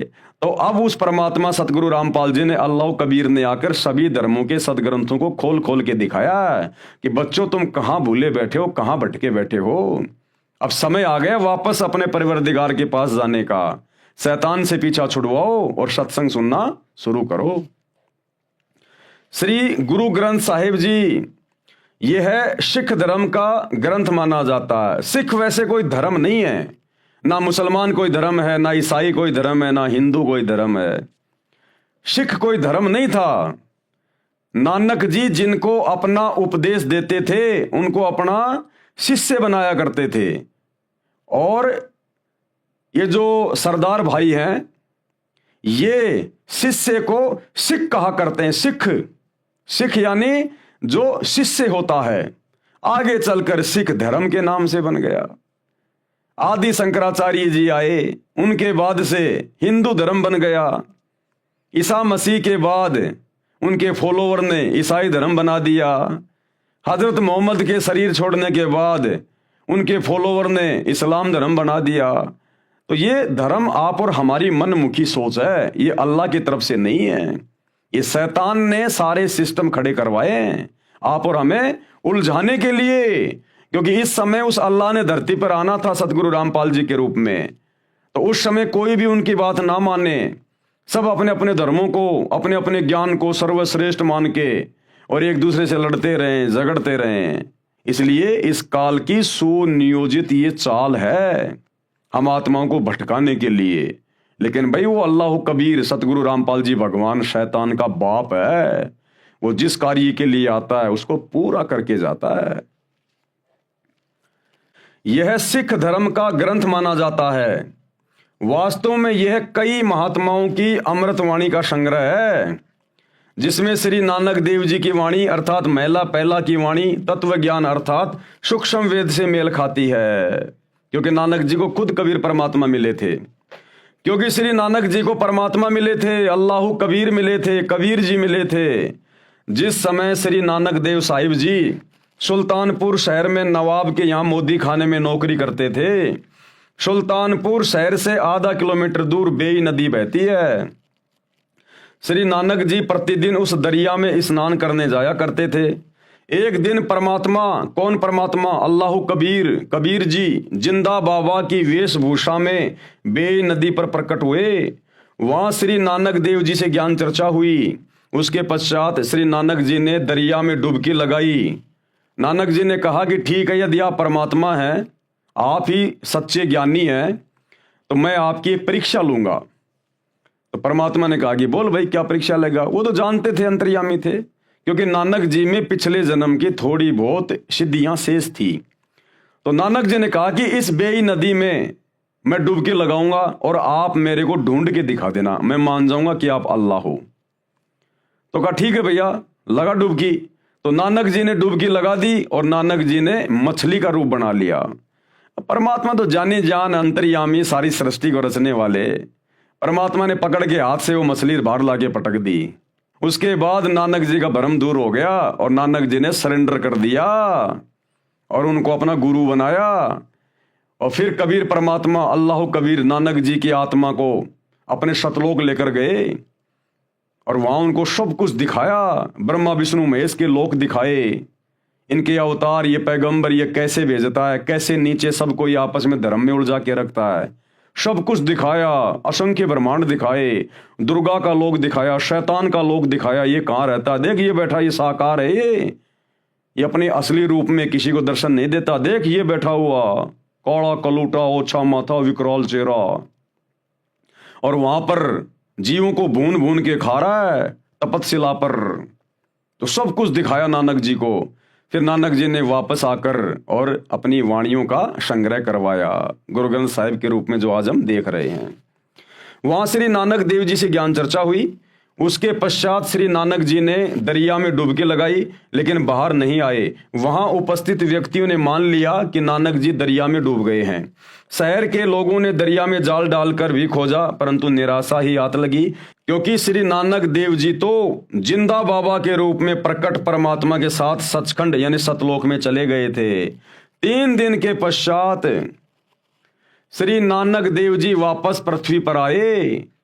उसी बेई नदी के उसी किनारे पर खड़े हो गए जहां से परमेश्वर अल्लाह कबीर के साथ जल में डुबकी लगाकर अंतर ध्यान हुए थे। श्री नानक जी को जीवित देखकर सुल्तानपुर के निवासियों की खुशी का ठिकाना नहीं था। श्री नानक जी की बहन नानकी भी सुल्तानपुर शहर में विवाही थी। अपनी बहन के पास श्री नानक जी रहा करते थे। अपने भाई की मौत के गम से दुखी बहन नानकी को बड़ा आश्चर्य हुआ और गम खुशी में बदल गया। श्री नानक देव को परमात्मा मिले, सच्चा ज्ञान दिया, सच्चा नाम यानी सतनाम दिया। सतनाम दिया था, सच्चा नाम। वर्तमान में सिख धर्म के भाई बहन शैतान की प्रेरणा से सतनाम वाहिगुरु, सतनाम वाहिगुरु, ये कोई नाम मंत्र नहीं है जपने का। सतनाम का मतलब होता है सच्चा नाम, जो 2 अक्षर का है। वो नाम दिया था नानक जी को, जो नाम आज हम जप रहे हैं लाखों की संख्या में सतगुरु रामपाल जी के फॉलोवर। तो भाई सतगुरु रामपाल जी की शरण में आने के बाद ही सिख धर्म के लोगों को वो नाम मिलेगा जो नाम 650 साल पहले कबीर परमात्मा ने, अल्लाह कबीर ने नानक जी को दिया था। वो है असल में सतनाम। ये सतनाम सतनाम सतनाम वाहिगुरु ये कोई मंत्र नहीं है जपने का। सच्चा नाम मिला, सच्चा ज्ञान मिला, सतनाम मिला। पुस्तक भाई बाले वाली जन्म साखी गुरु नानक देव जी में तथा प्राण संगली हिंदी लिपि वाली में, जिसके संपादक संत संपूर्ण सिंह हैं, इन दोनों पुस्तकों में प्रमाण है कि श्री गुरु नानक देव जी ने स्वयं मर्दाना को बताया। मर्दाना कौन था? ये बाला और मर्दाना 2 नानक जी के परम भगत थे जो सदा उनके साथ में रहा करते थे। इन दोनों पुस्तकों में प्रमाण है कि श्री गुरु नानक देव जी ने स्वयं मर्दाना को बताया कि मुझे परमात्मा जिंदा बाबा के रूप में बेई नदी पर मिले थे। क्या कहा नानक जी ने कि मुझे जो परमात्मा मिले थे बेई नदी पर जब मैं नहाने गया था जिंदा बाबा के रूप में। जब मैं स्नान करने के लिए गया मैं 3 दिन तक उन्हीं के साथ रहा था सचखंड में 7वें आसमान पर। वह बाबा जिंदा मेरा सतगुरु भी है तथा वह सर्व सृष्टि का रचनहार भी है। उसी ने 6 दिन में आसमान और जमीन के दरमियान जो भी कुछ था उसको रचा, इसलिए वही बाबा कहलाने का अधिकारी है। बाबा यानी परमेश्वर परमात्मा। अन्य को बाबा नहीं कहा जाना चाहिए, उसका नाम कबीर है। और क्या लिखा, कायम दायम कुदरती सब पीरन सिर पीर आलम बड़ा कबीर। इसलिए श्री नानक जी की वाणी महिला फर्स्ट में है, वह सूक्ष्म वेद से मेल खाती है, ये सही है। श्री गुरु ग्रंथ साहिब में कबीर जी की वाणी को छोड़कर अन्य संतों की वाणी इतनी सटीक नहीं है। कारण यह है कि श्री नानक देव जी को परमात्मा कबीर जी मिले थे, इसलिए गुरु ग्रंथ साहिब में जो वाणी श्री नानक जी ने लिखी है केवल वही सत्य है। बाकी संतों को परमात्मा सतलोक लेकर नहीं गए थे जिनकी वाणियां गुरु ग्रंथ साहिब में लिखी हुई हैं। प्रमाण श्री गुरु ग्रंथ साहिब में पेज नंबर 24 पर लिखी वाणी, एक सुवान दुई सुवानी नाल बलके बोकई सदा बियाल कुड़ छुरा मूठा मुर्धार धानक रूप रहा करतार। धानक यानी वो कबीर परमात्मा 650 साल पहले धानक जाति में आए थे काशी में, तो कहते धानक रूप रहा करतार। करतार यानी वो परमात्मा, सबको रचने वाला, सबका भगवान। कहते वो तो धानक रूप है, वो कबीर है, वो काशी वाला। तेरा एक नाम तारे संसार मैं एहो आस एहो आधार। नानक जी कह रहे हैं अपने गुरु के बारे में, कबीर जी के बारे में, कि तेरा एक नाम, वो सतनाम जो आपने मुझे दिया 2 मंत्र का, कहते हैं आपका वही एक नाम है जो मुझे पार उतारेगा, मेरा मोक्ष करेगा। मैं उसी की आस लेकर जी रहा हूं, उसी के ऊपर आधारित हूं। तेरा एक नाम तारे संसार मैं एहो आस एहो आधार और धानक रूप कहा करतार। उसी नाम के विषय में सूर असूरा 42 आयत नंबर 1 और 2 ऐन सीन काफ, ये वही नाम है जो गीता जी अध्याय 17 श्लोक 23 में ओम तत् सत, यही है वो सतनाम, उसी के बारे में संकेत किया हुआ है। तेरा एक नाम तारे संसार में एहो आस एहो आधार धानक रूप रहा करतार। फाई सूरत मलुकी वेश ए ठगवाड़ा ठगी देश खरा सियाणा बहुता बार धानक रूप रहा करतार। श्री गुरु ग्रंथ साहिब जी के पेज नंबर 731 पर निम्न वाणी है, नीच जाति परदेसी मेरा, यानी मेरा परदेसी वो सतलोक का निवासी, इस काल के लोक से जो दूसरा लोक है ना उसको कहा है नानक जी ने परदेश। कहते हैं नीच जाति परदेसी मेरा, वो सतलोक का राजा, वो कबीर अल्लाहू कबीर, वो काशी में धानक रूप में आया हुआ है। जिस समय धानक जाति को नीची जाति समझा जाता था, तो कह रहे हैं नीच जाति परदेसी मेरा, क्षण आवे क्षण जावे। वो 1 सेकंड में यहां से सतलोक चला जाता है और 1 सेकंड में सतलोक से वापस आ जाता है। और जाकी संगत नानक रहंदा, यानी मैं नानक उसी की शरण में हूं, क्यों कर मुंडा पावे। पेज 721 पर निम्न वाणी लिखी है, एक अरज गुप्तम पेश तोतर कौन करतार हक्का कबीर करीम तू बेऐब परवरदिगार। हक्का यानी सत्य कबीर, अविनाशी कबीर, सच्चा कबीर, करीम यानी अल्लाह, और बेऐब परवरदिगार, बेऐब है वो मेरा परवरदिगार, मेरा अल्लाह कबीर, मेरा गुरु कबीर परमेश्वर, उसमें कोई वैर नहीं, कोई दोष नहीं है उसमें।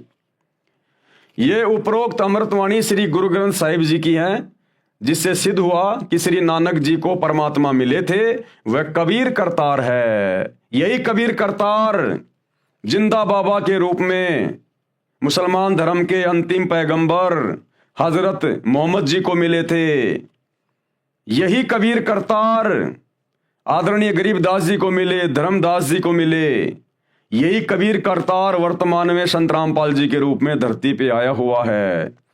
यही वो कबीर करतार है, अल्लाह कबीर है, जो भक्ति को जीवित रखता है, हम आत्माओं के लिए भटकता रहता है ये परमात्मा। तो भाई और बहनों, ए विलंब, देरी ना करो, सत्संग सुनना शुरू कर दो, विनाशकालीन समय बहुत नजदीक है। वह कबीर करतार है जो काशी में धानक रूप में लीला करने आए थे 650 साल पहले, जो काशी में, बनारस के काशी में लीला करने आए थे, अपने आप को कबीर दास कहा करते थे।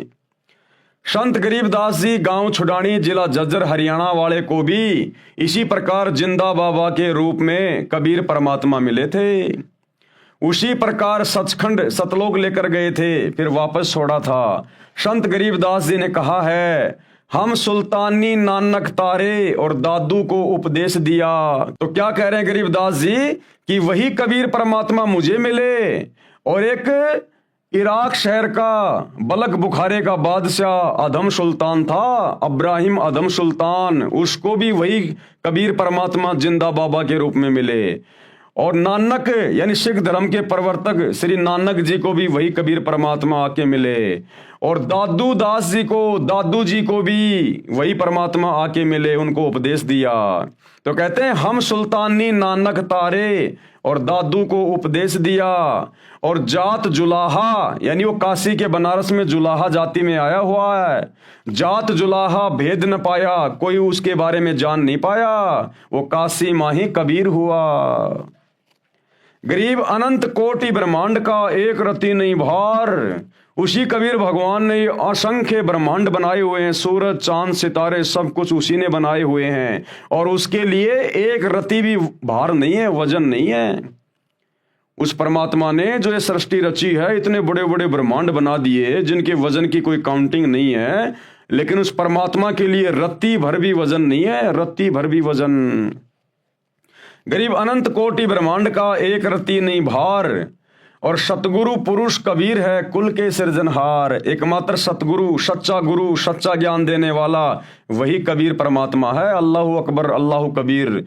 कुल के सृजनहार, पूरे कुल का यानी पूरी सृष्टि का एकमात्र रचने वाला सृजनहार वही है।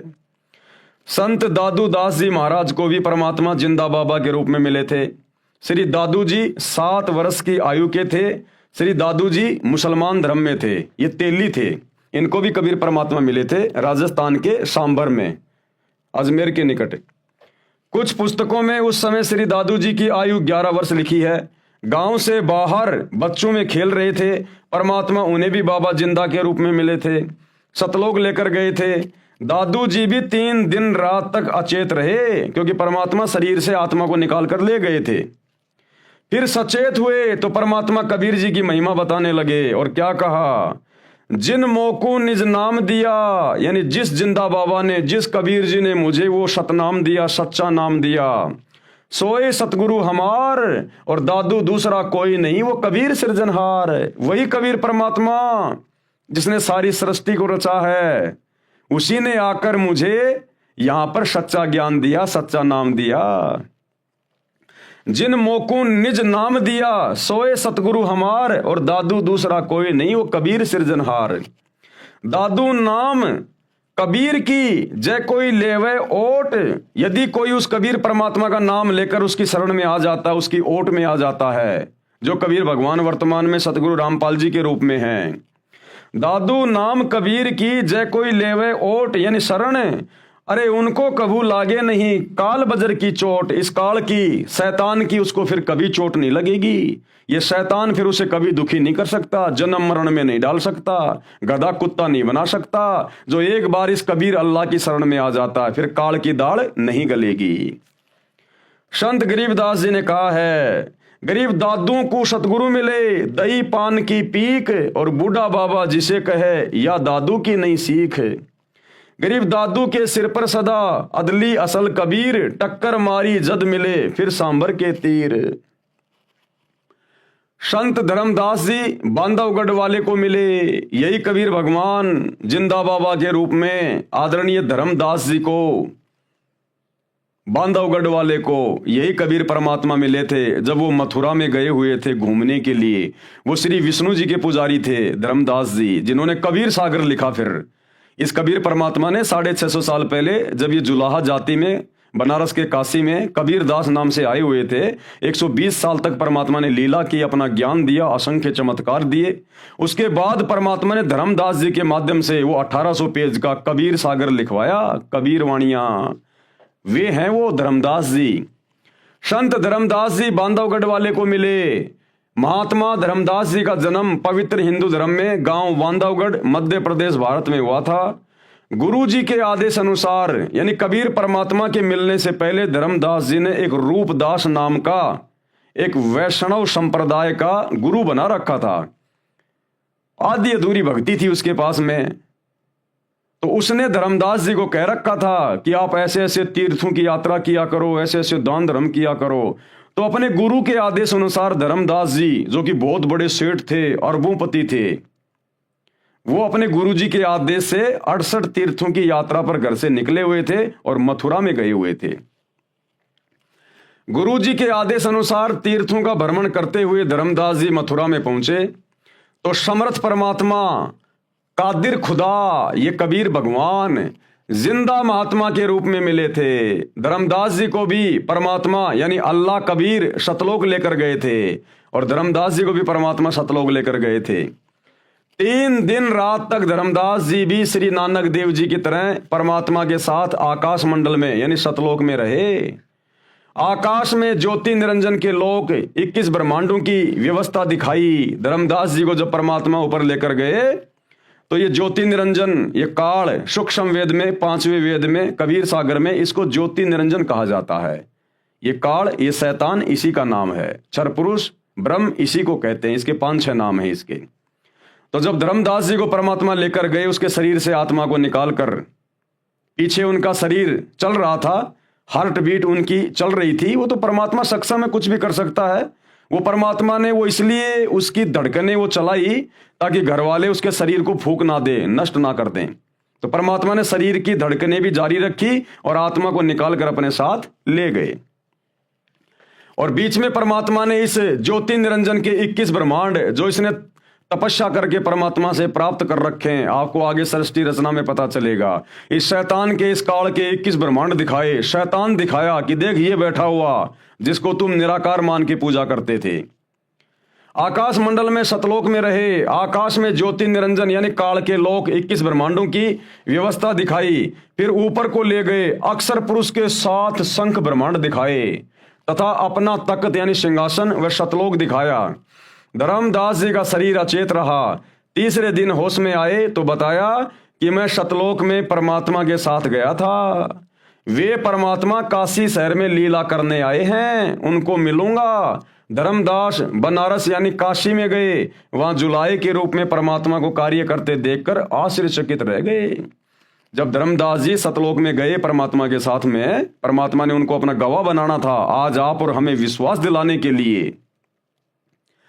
तो सतलोक में परमात्मा ने कहा कि भाई मैं नीचे बनारस के काशी में रहता हूं, कबीर जुलाहा मेरा नाम है और जुलाई का काम करता हूं। भाई तू बांधवगढ़ से काशी में आ जाना मेरे से मिलने के लिए। तो धर्मदास जी की आत्मा जैसे 3 दिन बाद उनके शरीर में आई, वो सीधे कहां चले गए? अपने परवरदिगार, अपने कबीर अल्लाह से मिलने काशी में। वहां जुलाई के रूप में परमात्मा कबीर को कार्य करते देखकर आश्चर्यचकित रह गए, चरणों में गिर गए तथा यथार्थ भक्ति मार्ग प्राप्त करके कल्याण कराया कि हे कबीर भगवान, हे परमात्मा, सारी सृष्टि के परवरदिगार, ये परमात्मा आप सारी सृष्टि को रचने वाले और काशी में गरीब जुलाहे के रूप में आप लीला कर रहे हो। धर्मदास के आश्चर्य का ठिकाना नहीं रहा।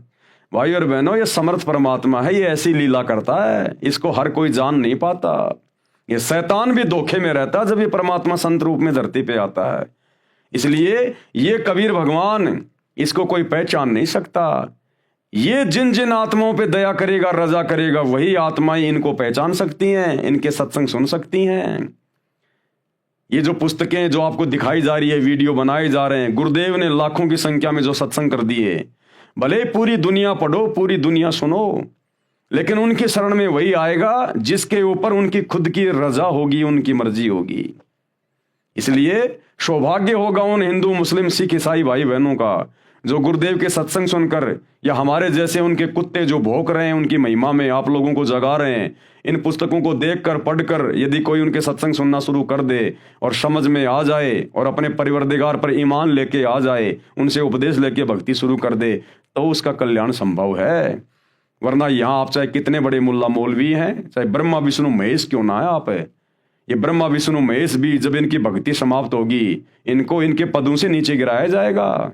जिस प्रकार भारत देश का प्रधानमंत्री जब चुनाव हार जाता है तो प्रधानमंत्री के पद से नीचे गिरा दिया जाता है, फिर आम आदमी की तरह रहता है। इसी प्रकार ब्रह्मा विष्णु महेश इस पृथ्वी लोक पर भक्ति करके आज वो ब्रह्मा विष्णु महेश बने हुए हैं। जिस दिन उनकी भक्ति समाप्त उनको ये काल नरक में ठोकेगा, गधा कुत्ता सुअर बनाएगा, 84 में डालेगा। ये ऐसे दुर्गति करता है तो आप और हमारी 2 कोटि के जीवों की क्या औकात है जो भक्ति नहीं करी तो हमारे साथ में क्या होगा, विचार कर लेना इन बातों का। वहां जुलाहे के रूप में परमात्मा को कार्य करते देखकर आश्चर्यचकित रह गए, चरणों में गिर गए तथा यथार्थ भक्ति मार्ग प्राप्त करके कल्याण करवाया। हजरत मोहम्मद जी को भी परमात्मा मक्का में जिंदा महात्मा के रूप में मिले थे।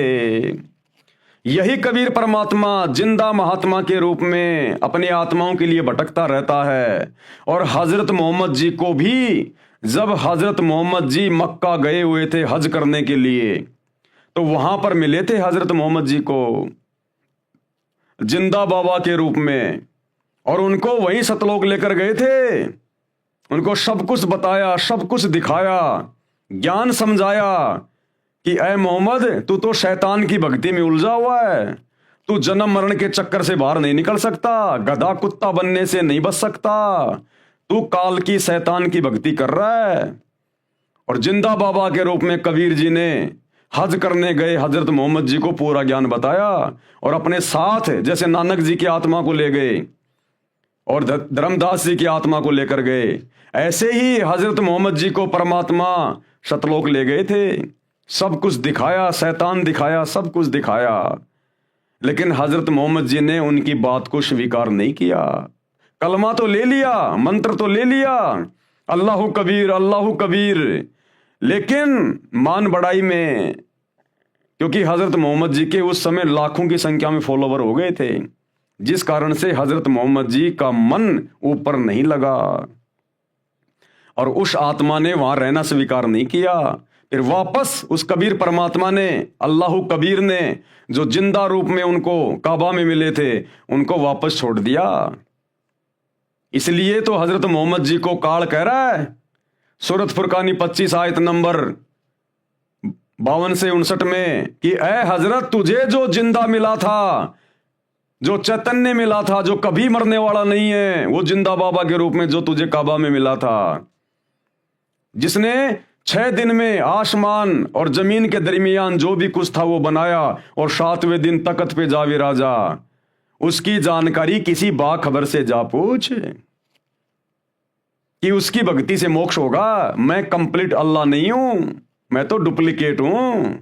वो है ओरिजिनल सुप्रीम गॉड जो हजरत मोहम्मद जी को जिंदा बाबा के रूप में जब वो हज करने गए थे तो काबा में मिले थे और सारी बातें समझाई थी कि भैया इन मंदिरों में धक्के खाने से कुछ नहीं मिलेगा, ये तो महादेव का मंदिर है, एक हिंदू राजा ने बनवाया था, ये मुसलमान जिसे अपना ये मक्का मदीना कहते हैं, ये काबा कहते हैं, ये तो शंकर जी का मंदिर है, वहां तो शैतान की पूजा होती है, काल की पूजा। सब कुछ समझाया था हजरत मोहम्मद जी को कि यहां धक्के खाने से कुछ नहीं मिलेगा। हजरत मोहम्मद जी को भी परमात्मा यानी वही कबीर परमेश्वर जो आज सतगुरु रामपाल जी के रूप में आए हुए हैं, मक्का में जिंदा महात्मा के रूप में मिले थे। जिस समय नबी मोहम्मद काबा मस्जिद में हज के लिए गए हुए थे तथा उनको अपने लोक में ले गए जो एक ब्रह्मांड में राजदूत भवन बना हुआ है, यानी इसी 21 ब्रह्मांड में कबीर परमात्मा ने अपना एक मिनी सतलोक बना रखा है। जिस प्रकार प्रत्येक देश में और हर एक देश का राजदूत भवन होता है, इसी प्रकार इस 21 ब्रह्मांड में शैतान के लोक में उस कबीर परमात्मा ने सूक्ष्म रूप में अपना एक मिनी सतलोक सचखंड बना रखा है। वहां लेके गए थे हजरत मोहम्मद जी को कि अगर ये भी मेरी बात मान जाएगा, मेरे ज्ञान को स्वीकार कर लेगा, तो फिर मैं इसको सही भक्ति देके फिर इसको सतलोक भी ले जाऊंगा, लेकिन वो नहीं रहे वहां। परमात्मा कबीर जी ने हजरत मोहम्मद जी को समझाया तथा अपना ज्ञान सुनाया, परंतु हजरत मोहम्मद जी ने परमात्मा के ज्ञान को नहीं स्वीकारा और ना सतलोक में रहने की इच्छा व्यक्त की। इसलिए हजरत मोहम्मद को वापस शरीर में भेज दिया। उस समय हजरत मोहम्मद जी के कई हजार मुसलमान अनुयायी बन चुके थे। अहंकार में फूल गया था, मान बढ़ाई आ गई थी। उनकी महिमा संसार में पूरी गति से फैल रही थी और कुरान के ज्ञान को सर्वोत्तम मान रहे थे। संत गरीबदास जी ने बताया कि कबीर परमेश्वर जी मोहम्मद साहिब जी को ऊपर लोक में ले गए, परंतु वहां नहीं रहा। गरीबदास जी ने कहा है कि कबीर परमेश्वर जी ने बताया है, हम मोहम्मद को सतलोक दीप ले गयो और इच्छा रूपी वहां नहीं रहो, यानी वहां हजरत मोहम्मद जी नहीं रहे। और रोजा बंग नमाज दई रे, बिस्मिल की नहीं बात कही रे। जब कबीर परमात्मा हजरत मोहम्मद जी को ऊपर ले गए अपने मिनी सतलोक में, तो कबीर परमात्मा कह रहे हैं कि मैंने हजरत मोहम्मद जी को बिस्मिल करने की बात नहीं कही, बिस्मिल का आदेश नहीं दिया, मांस खाने का आदेश नहीं दिया। क्या आदेश दिया था इस कबीर परमात्मा ने हजरत मोहम्मद जी को? रोजा बंग और नमाज दई रे, ये करने के लिए कहा था मैंने। बिस्मिल की नहीं बात कही रे, मांस खाने का आदेश नहीं दिया। मारी गऊ शब्द के तीरम। देखो भाई और बहनों, ये इतना दयालु भगवान है। शैतान ने तो कुछ देना ही नहीं था हजरत मोहम्मद को, खाली उल्टा ज्ञान देना था। ये रोजा बंग और नमाज का आदेश भी इसी कबीर परमात्मा सतगुरु रामपाल जी ने हजरत मोहम्मद जी को 1400 साल पहले दिया था, क्योंकि मालिक को पता था कि अभी इनको धर्म से जोड़ के रखना है। जब तक ये वर्तमान का समय नहीं आना था, ये वर्तमान का कलयुग की पिछली पीढ़ी का समय, ये मोक्ष मार्ग है, तो 1400 साल पहले हजरत मोहम्मद जी क्या करते? ये शैतान तो सबको नास्तिक बना देता, भक्ति और भगवान से कोसों दूर कर देता। ये तो भक्ति से धर्म का नामो निशान मिटा देता, धार्मिकता का। इसलिए कबीर परमात्मा, मालिक को पता था कि ये शैतान इस आत्मा को भ्रमित करेगा और अपना जाल फैलाएगा, सबको नास्तिक बनाएगा। तो ये कबीर परमात्मा अल्लाह कबीर भी हजरत मोहम्मद जी को मिले जब वो हज करने गए थे मक्का में।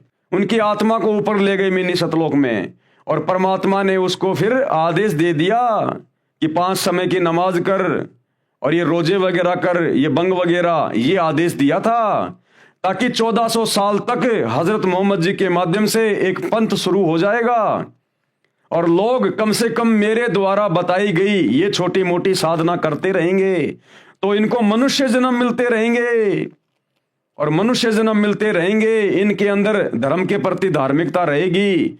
तो फिर कलयुग की पिछली पीढ़ी में 1997 के बाद फिर मैं इनको अपनी जानकारी देकर, जब मैं संत रूप में आऊंगा, संत रामपाल रूप में आऊंगा, उस समय फिर मैं इन आत्माओं को अपनी शरण में ले लूंगा, अपना संदेशा इन तक पहुंचा दूंगा। तो ये सारी दयालुता इस कबीर भगवान की है। तब कहीं जाकर ये मुसलमान धर्म चल रहा है, ये ईसाई धर्म चल रहा है। अगर ईसा मसीह की मौत के बाद, जैसे ईसा मसीह की दुर्गति से मौत हुई, कितना तड़पा तड़पा के शरीर में कीले ठोक ठोक के उनको मारा गया। ईसा मसीह की मौत के बाद इसी कबीर भगवान ने, अल्लाह कबीर ने ईसा मसीह का रूप बनाया और 40 दिन तक रहे, चमत्कार किए। मरियम के भाई लाजर को मुर्दे से जिंदा किया।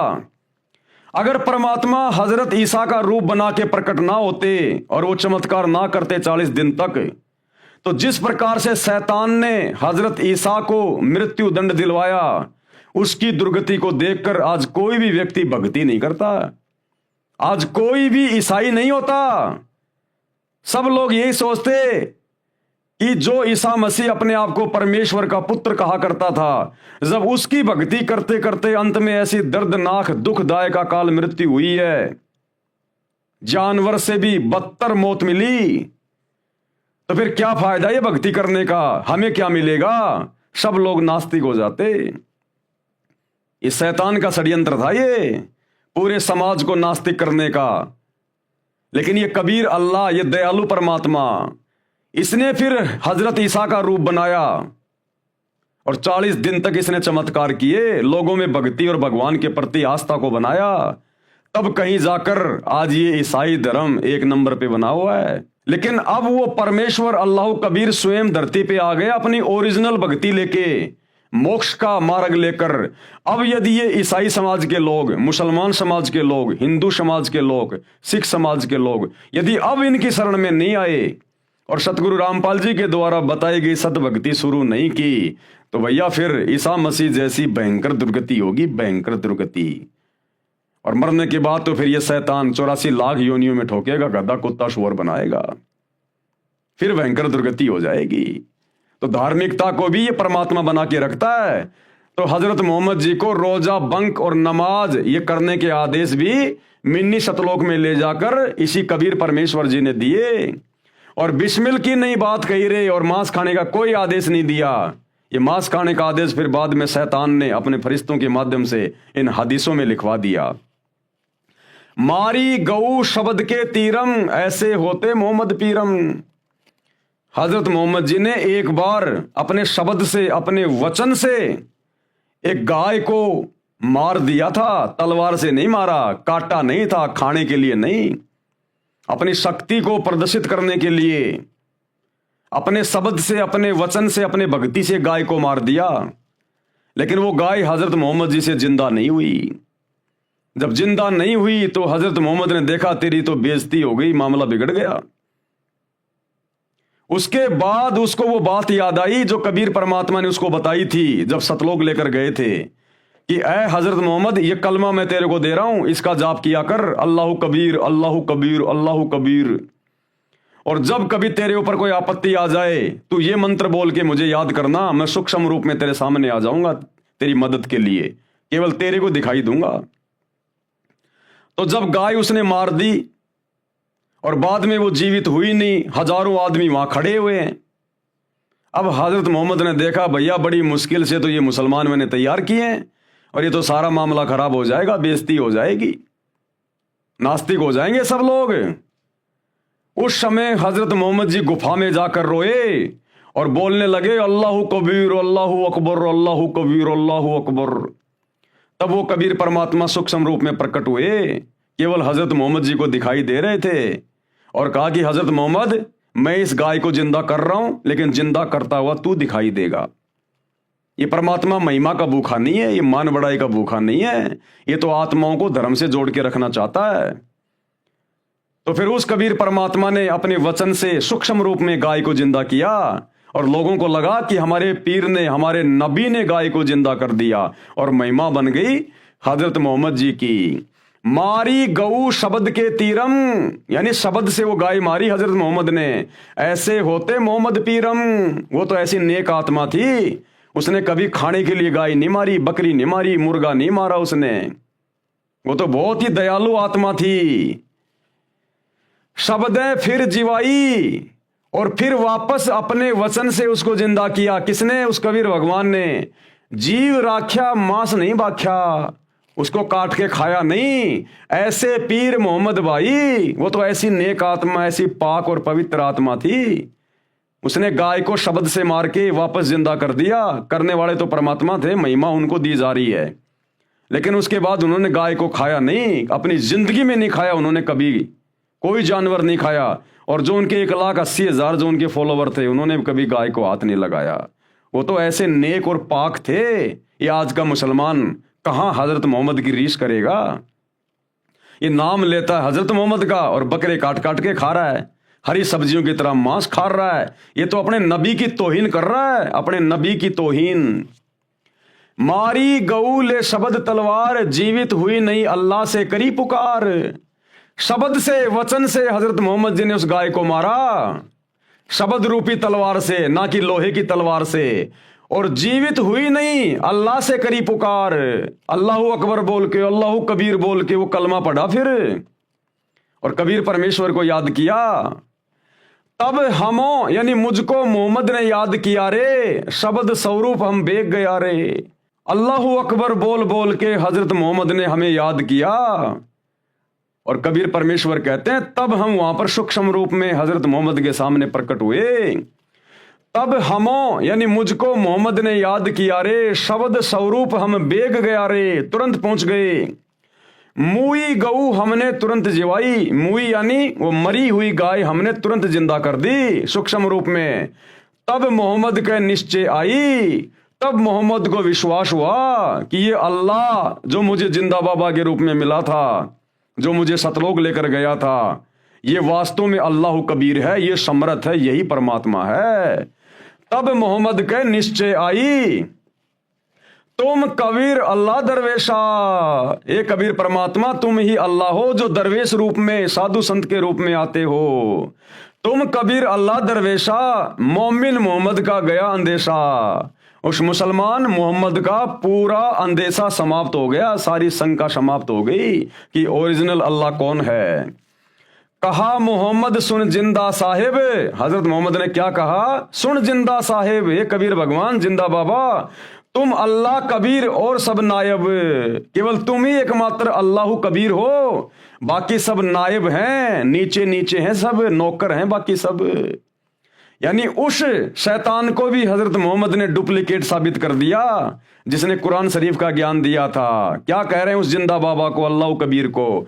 तुम अल्लाह कबीर और सब नायब और सब तुमसे नीचे हैं। कुरान शरीफ की सूरत फुरकानी 25 आयत नंबर 52 से 59 में भी है।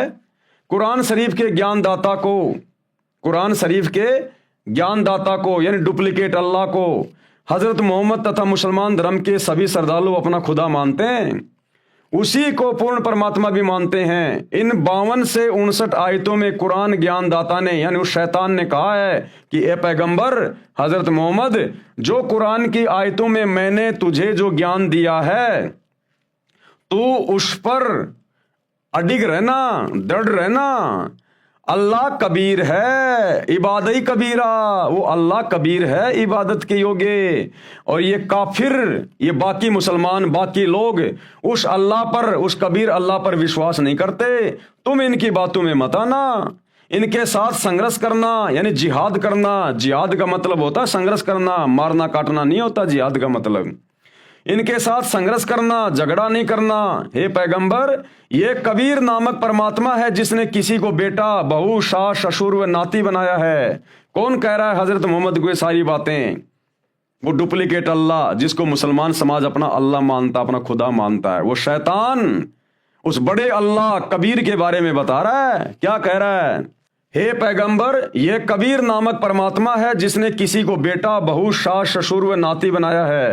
तुम उस जिंदा पर भरोसा रखना जो तुझे जिंदा बाबा के रूप में मिला था ना काबा में, उस जिंदा पर भरोसा रखना जो तुझे काबा में मिला था। वह वास्तव में अविनाशी परमात्मा है, अविनाशी, वो कभी मरने वाला नहीं है। वह अपने बंदों यानी भक्तों के गुनाहों यानी पापों को क्षमा कर देता है। कैसे?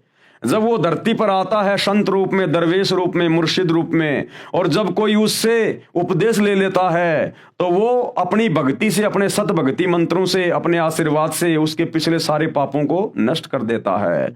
तो भाई आज वही दरवेश, वही अल्लाह कबीर सतगुरु रामपाल जी के रूप में धरती पे प्रकट है। उनसे उपदेश लोगे तो ही पाप कटेंगे, नहीं तो नहीं कटने वाले, चाहे कितनी साधना कर लो। और आने वाला समय महाविनाश का है मेरे भाई। जो पुण्य थे वो सबके समाप्त हो लिए, ये कलयुग चल रहा है। बचे पाप कर्म, पाप कर्मों के कारण आएंगे कष्ट, दुख, तकलीफें। तो आने वाले 4 से 5 साल महाविनाशक हैं। अगर समय रहते संत रामपाल जी के सत्संग सुनकर उनके शरण में आ गए तो बचाव है, नहीं भाई साहब भाड़े के भाव जाओगे। वह अपने बंदों यानी भक्तों के गुनाहों यानी पापों को क्षमा कर देता है। वह कबीर अल्लाह है। ये कबीर अल्लाह वही है। कौन कह रहा है? वो डुप्लीकेट अल्लाह कह रहा है। मुसलमान जिसे अपना खुदा मानते हैं वो हजरत मोहम्मद जी को क्या कह रहा है? यह कबीर अल्लाह वही है जिसका वर्णन बाइबल ग्रंथ में, उत्पत्ति ग्रंथ में आता है कि उस परमात्मा ने 6 दिन में आसमान और धरती तथा इसके बीच के सर्व नक्षत्र बनाए, अर्थात सर्व सृष्टि की रचना की, और 7वें दिन तख्त पर जा बैठा। उसकी खबर किसी बाखबर अर्थात तत्वदर्शी संत से पूछो। तो भैया वो बाखबर वर्तमान में वो अल्लाह खुद ही सतगुरु रामपाल जी के रूप में आया हुआ है, वो कबीर अल्लाह। इनके अलावा ये जानकारी आज तक मुसलमान धर्म के किसी भी मुल्ला मौलवी ने किसी भी मुसलमान को नहीं दी। इन आयतों का अर्थ आज तक किसी ने भी करके नहीं समझाया। क्योंकि वो अल्लाह ही बता सकता है, वही बुद्धि खोलेगा तो समझ में आएगी, नहीं तो नहीं आएगी, चाहे कितना ही पढ़ लो रात दिन। हजरत मोहम्मद जी मांस नहीं खाते थे। अब देखो ये प्रमाण दिए जा रहे हैं कि हजरत मोहम्मद जी मांस नहीं खाते थे। तो भाई और बहनों, आज के वीडियो में हम केवल इतना ही लेंगे, हम धीरे धीरे आगे बढ़ेंगे, क्योंकि ये बहुत ही पाक और पवित्र पुस्तक है। ये हम इसको प्यार प्रेम से पढ़ेंगे, हमने इसको समझना भी है, समय भी देना है, सतगुरु रामपाल जी के सत्संग भी सुनने हैं, और धीरे धीरे हम आगे बढ़ेंगे, तभी तो हमारी समझ में आएंगी ये बातें। अगर ये मौका हम चूक गए वर्तमान में, जिस समय खुद अल्लाह धरती पे संत रामपाल जी के रूप में प्रकट है, अगर ये मौका हम चूक गए, फिर करोड़ों युगों तक ये शैतान, ये काल हमें मनुष्य जन्म भी नहीं देगा, मनुष्य जन्म भी, क्योंकि फिर ये हमें 84 लाख योनियों में डाल देता है, और 84 लाख योनियां भोगने का समय करोड़ों युग बीत जाता है, करोड़ों युग। ऐसी दुर्गति हो जाएगी हमारी। आज इंसान रूप में आदमी सुखी नहीं है, 24 घंटे काम धंधे की टेंशन, बच्चों की फीस की टेंशन, किसी को मकान बनाने की टेंशन, किसी को धंधे की टेंशन, कोई हॉस्पिटल में है, कोई बीमार है, कोई कैंसर है, कोई एड्स है, दुनिया भर का कोई दुख उठा रहा है। अरे मनुष्य जन्म पाके, जो 84 लाख योनियों में सर्वश्रेष्ठ है, ये मनुष्य जन्म पाके आज कलयुग में इंसान सुखी नहीं है। 24 घंटे 20 प्रकार की टेंशन उसको घेरे रहती हैं, ना टाइम पे सोना, ना खाना, ना उठना, ना बैठना। सोचो जब 84 लाख योनियों में चले जाएंगे, गधे कुत्ते सूअर बनेंगे, बैल बनेंगे, ऊंट बनेंगे, मछली बनेंगे, छिपकली बनेंगे, समुद्र के जीव बनेंगे, रेंगने वाले जो है वो कीड़े बनेंगे, टट्टी में गोबर में कीड़े बन के अपना वो कर्म भोगेंगे। सोचो फिर कहां सुख होगा। इसलिए भाई और बहनों समझो, ये धर्म और जातियों की जंजीरें ये तोड़ो, और ये टूटेंगी सतगुरु रामपाल जी के सत्संग सुनने से, ज्ञान समझ में आने से, वैसे नहीं टूटने वाली ये शैतान का षड्यंत्र शैतान का बाप ही तोड़ सकता है। ये मुल्ला मौलवी नहीं तोड़ सकते, आचार्य शंकराचार्य नहीं तोड़ सकते। तो है मेरे मुसलमान भाइयों और सभी धर्मों के भाई बहनों, थोड़ी सी हिम्मत करो, हिम्मत, और सतगुरु रामपाल जी के सत्संग सुनना शुरू करो। मोबाइल सबकी जेब में है। अरे रात को सो जाते हो पड़े पड़े और भी कुछ देखते रहते हो फालतू की बातें। सतगुरु रामपाल जी की यूट्यूब पे सत्संग सुनो, सृष्टि रचना सुनो, मुसलमान धर्म में डॉक्टर जाकिर नाइक के साथ में उनकी डिबेट है वो सुनो। अरे देखो प्रमाण है। फालतू की वीडियो देखते रहते हो, शॉर्ट वीडियो, रील वगैरह, क्या मिलेगा तुम्हें? अश्लीलता आएगी तुम्हारे दिमाग में, तुम्हारे बच्चे बिगड़ेंगे, तुम्हारे विचार बिगड़ेंगे। अरे जैसा खाओगे अन्न वैसा होगा मन, जैसा पियोगे पानी वैसी होगी वाणी, और जैसी दृष्टि वैसी सृष्टि। तो जैसा देखोगे मोबाइल में गंदा, वैसा ही तुम्हारे विचार आएंगे, तुम्हारे पाप कर्म बढ़ेंगे। तो रात को जब सो जाओ ना, जब सोने जाओ अपने बेड पे बिस्तर पे, अरे यूट्यूब पे जाके सर्च करो सृष्टि रचना संत रामपाल जी महाराज, डिबेट जाकिर नाइक वर्सेज संत रामपाल जी, और देखो ये तुम्हारे धर्म की ये पुस्तकें क्या कह रही हैं, सच्चाई क्या है जो आज तक कोई नहीं बता पाया। थोड़ा थोड़ा सुनना शुरू करो धीरे धीरे। ये शैतान सुनने नहीं देगा, शैतान सुनने नहीं देगा, लेकिन मन में ये धारणा करके कि हे अल्लाह, सब लोग आपकी इतनी महिमा गा रहे हैं कि आज आप धरती पे आए हुए हो, यदि वास्तव में आप धरती पे आए हुए हो संत रामपाल जी के रूप में, तो शैतान से मेरी बंधन छुड़वाओ, इस दज्जाल से, इस शैतान से, इस काल से मुझे मुक्त करो कि मैं आपके सत्संग सुन सकूं, मेरे ऊपर रहम करो अरदास। फिर देखो तुम्हें समय देगा परमात्मा। इतनी अरदास करने मात्र से, और जिस दिन आप लोग उनके सत्संग सुनना शुरू कर देंगे, रोजाना अगर आधी घंटे भी सुनेंगे, भले कान में लीड लगा के सुनो, अगर कोई दूसरे मुसलमान से अगर आपको ये डर लगता है तो रात को सोते समय सुन लो। जिस दिन से आप मुसलमान भाइयों ने अगर सतगुरु रामपाल जी के सत्संग भी सुनने शुरू कर दिए और ये मांस खाना छोड़ दिया, उसी दिन देख लेना आपके काम धंधे में वो बरकत मिलेगी आपको, जो आप दिन रात थूक बिलो के भी लोगों के आगे हाथ जोड़ जोड़ के भी नहीं ले पा रहे। ये वो बरकत देना शुरू कर देगा ये परमात्मा। बस मांस खाना छोड़ो और संत रामपाल जी के सत्संग सुनो, और 1 महीना सत्संग सुनो, 1 महीना। उसके बाद तुम्हें लगे कि मैंने इनके शरण में जाना चाहिए तो ठीक है, नहीं तो भैया अपना वो काम करते रहो जो तुम कर रहे हो, तुम्हें कोई मना नहीं कर रहा। एक बार आजमा के तो देखो, प्रैक्टिकल तो देखो। अरे तुम्हारी क्या यारी दोस्ती रिश्तेदारी थी भाई, तुम्हारे माँ बाप ने जो भक्ति साधना की तुमने देखा, तुम भी वही करने लग गए। अगर कोई मुसलमान हिंदू धर्म में होता, भाई आजकल जैसे बहुत सारी लड़कियां हैं बच्चे पैदा करके छोड़ जाती हैं शादी से पहले। सोचो किसी मुसलमान धर्म की लड़की ने बच्चे पैदा करके किसी पार्क में छोड़ दिया और वो बच्चा कोई हिंदू ले गया अपने घर पे। वो पैदा हुआ मुसलमान धर्म की औरत से और आगे उसका पालन पोषण हुआ एक हिंदू परिवार में, तो वो लड़का तो वही करेगा जो हिंदू परिवार करेगा। वो लड़का तो वही सब कुछ करेगा जो वो हिंदू परिवार करेगा, वही भक्ति करेगा, वही सारा सब कुछ करेगा। तो जैसा आप लोगों ने अपने बाप दादा से, अपने पिताजी से, अपने परिवार में बचपन से देखा है, आप वही तो भक्ति करने लग गए। और आपको क्या पता था कौन अल्लाह है, क्या भक्ति है, क्या कुछ नहीं है। अगर आपके माता पिता मांस नहीं खा रहे होते तो आप भी नहीं खाते। आपके माता पिता जब से आपने आंख खोली वो मांस खाते हुए दिखाई दिए, तो आपके लिए तो हरी सब्जी हो गई मांस। तो थोड़ा सा अपने शास्त्रों को भी देखो भाई। माता पिता के हिसाब से चलने से बात नहीं बनेगी, थोड़ा शास्त्रों के हिसाब से चलो, क्योंकि भक्ति का विधान शास्त्रों में है, माता पिता के पास नहीं होता। तो एक बार शुरू करो सत्संग सुनना भाई और बहनों, नहीं तो बहुत बहुत भयंकर दुर्गति करवा बैठोगे, बहुत भयंकर यहां भी, और मरने के बाद तो शैतान 84 लाख योनियों में और नरक में डालेगा। वो किसी के साथ भेदभाव नहीं करता।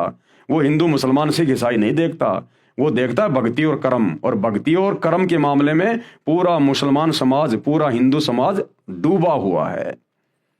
तो हमारी प्रार्थना है, विनती आप लोगों से, इस पुस्तक के ऊपर अभी तक ये 5वां वीडियो है, तकरीबन 35-40 वीडियो बनेंगे। अगर आप देख लोगे, और खाली ये मेरे वीडियो देखने से बात नहीं बनेगी, सतगुरु रामपाल जी के सत्संग सुनना शुरू करो। उनकी आवाज में, उनके वचन में वो शक्ति है, वो पावर है। वो अंदर जाकर रिएक्शन करना शुरू करेगी उनकी आवाज। वो पूर्ण संत है, अल्लाह कबीर है, उनके वचन में पावर है, शब्द में। तुम्हारा हृदय परिवर्तन कर देगी, चेंज कर देगी।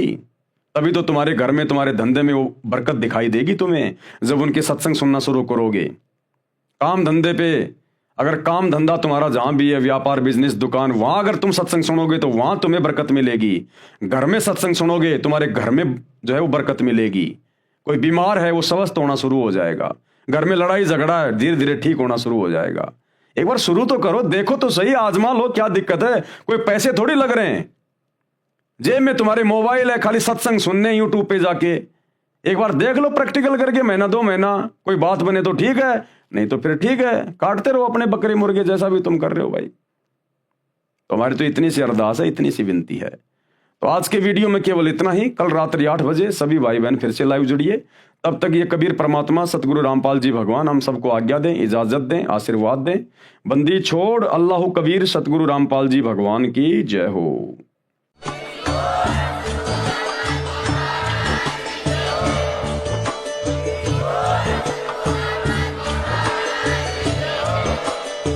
भाई जो गुरु बचन पे डट के, कट गए फंद 84 के, कट गए फंद 84 के, कट गए फंद 84 के।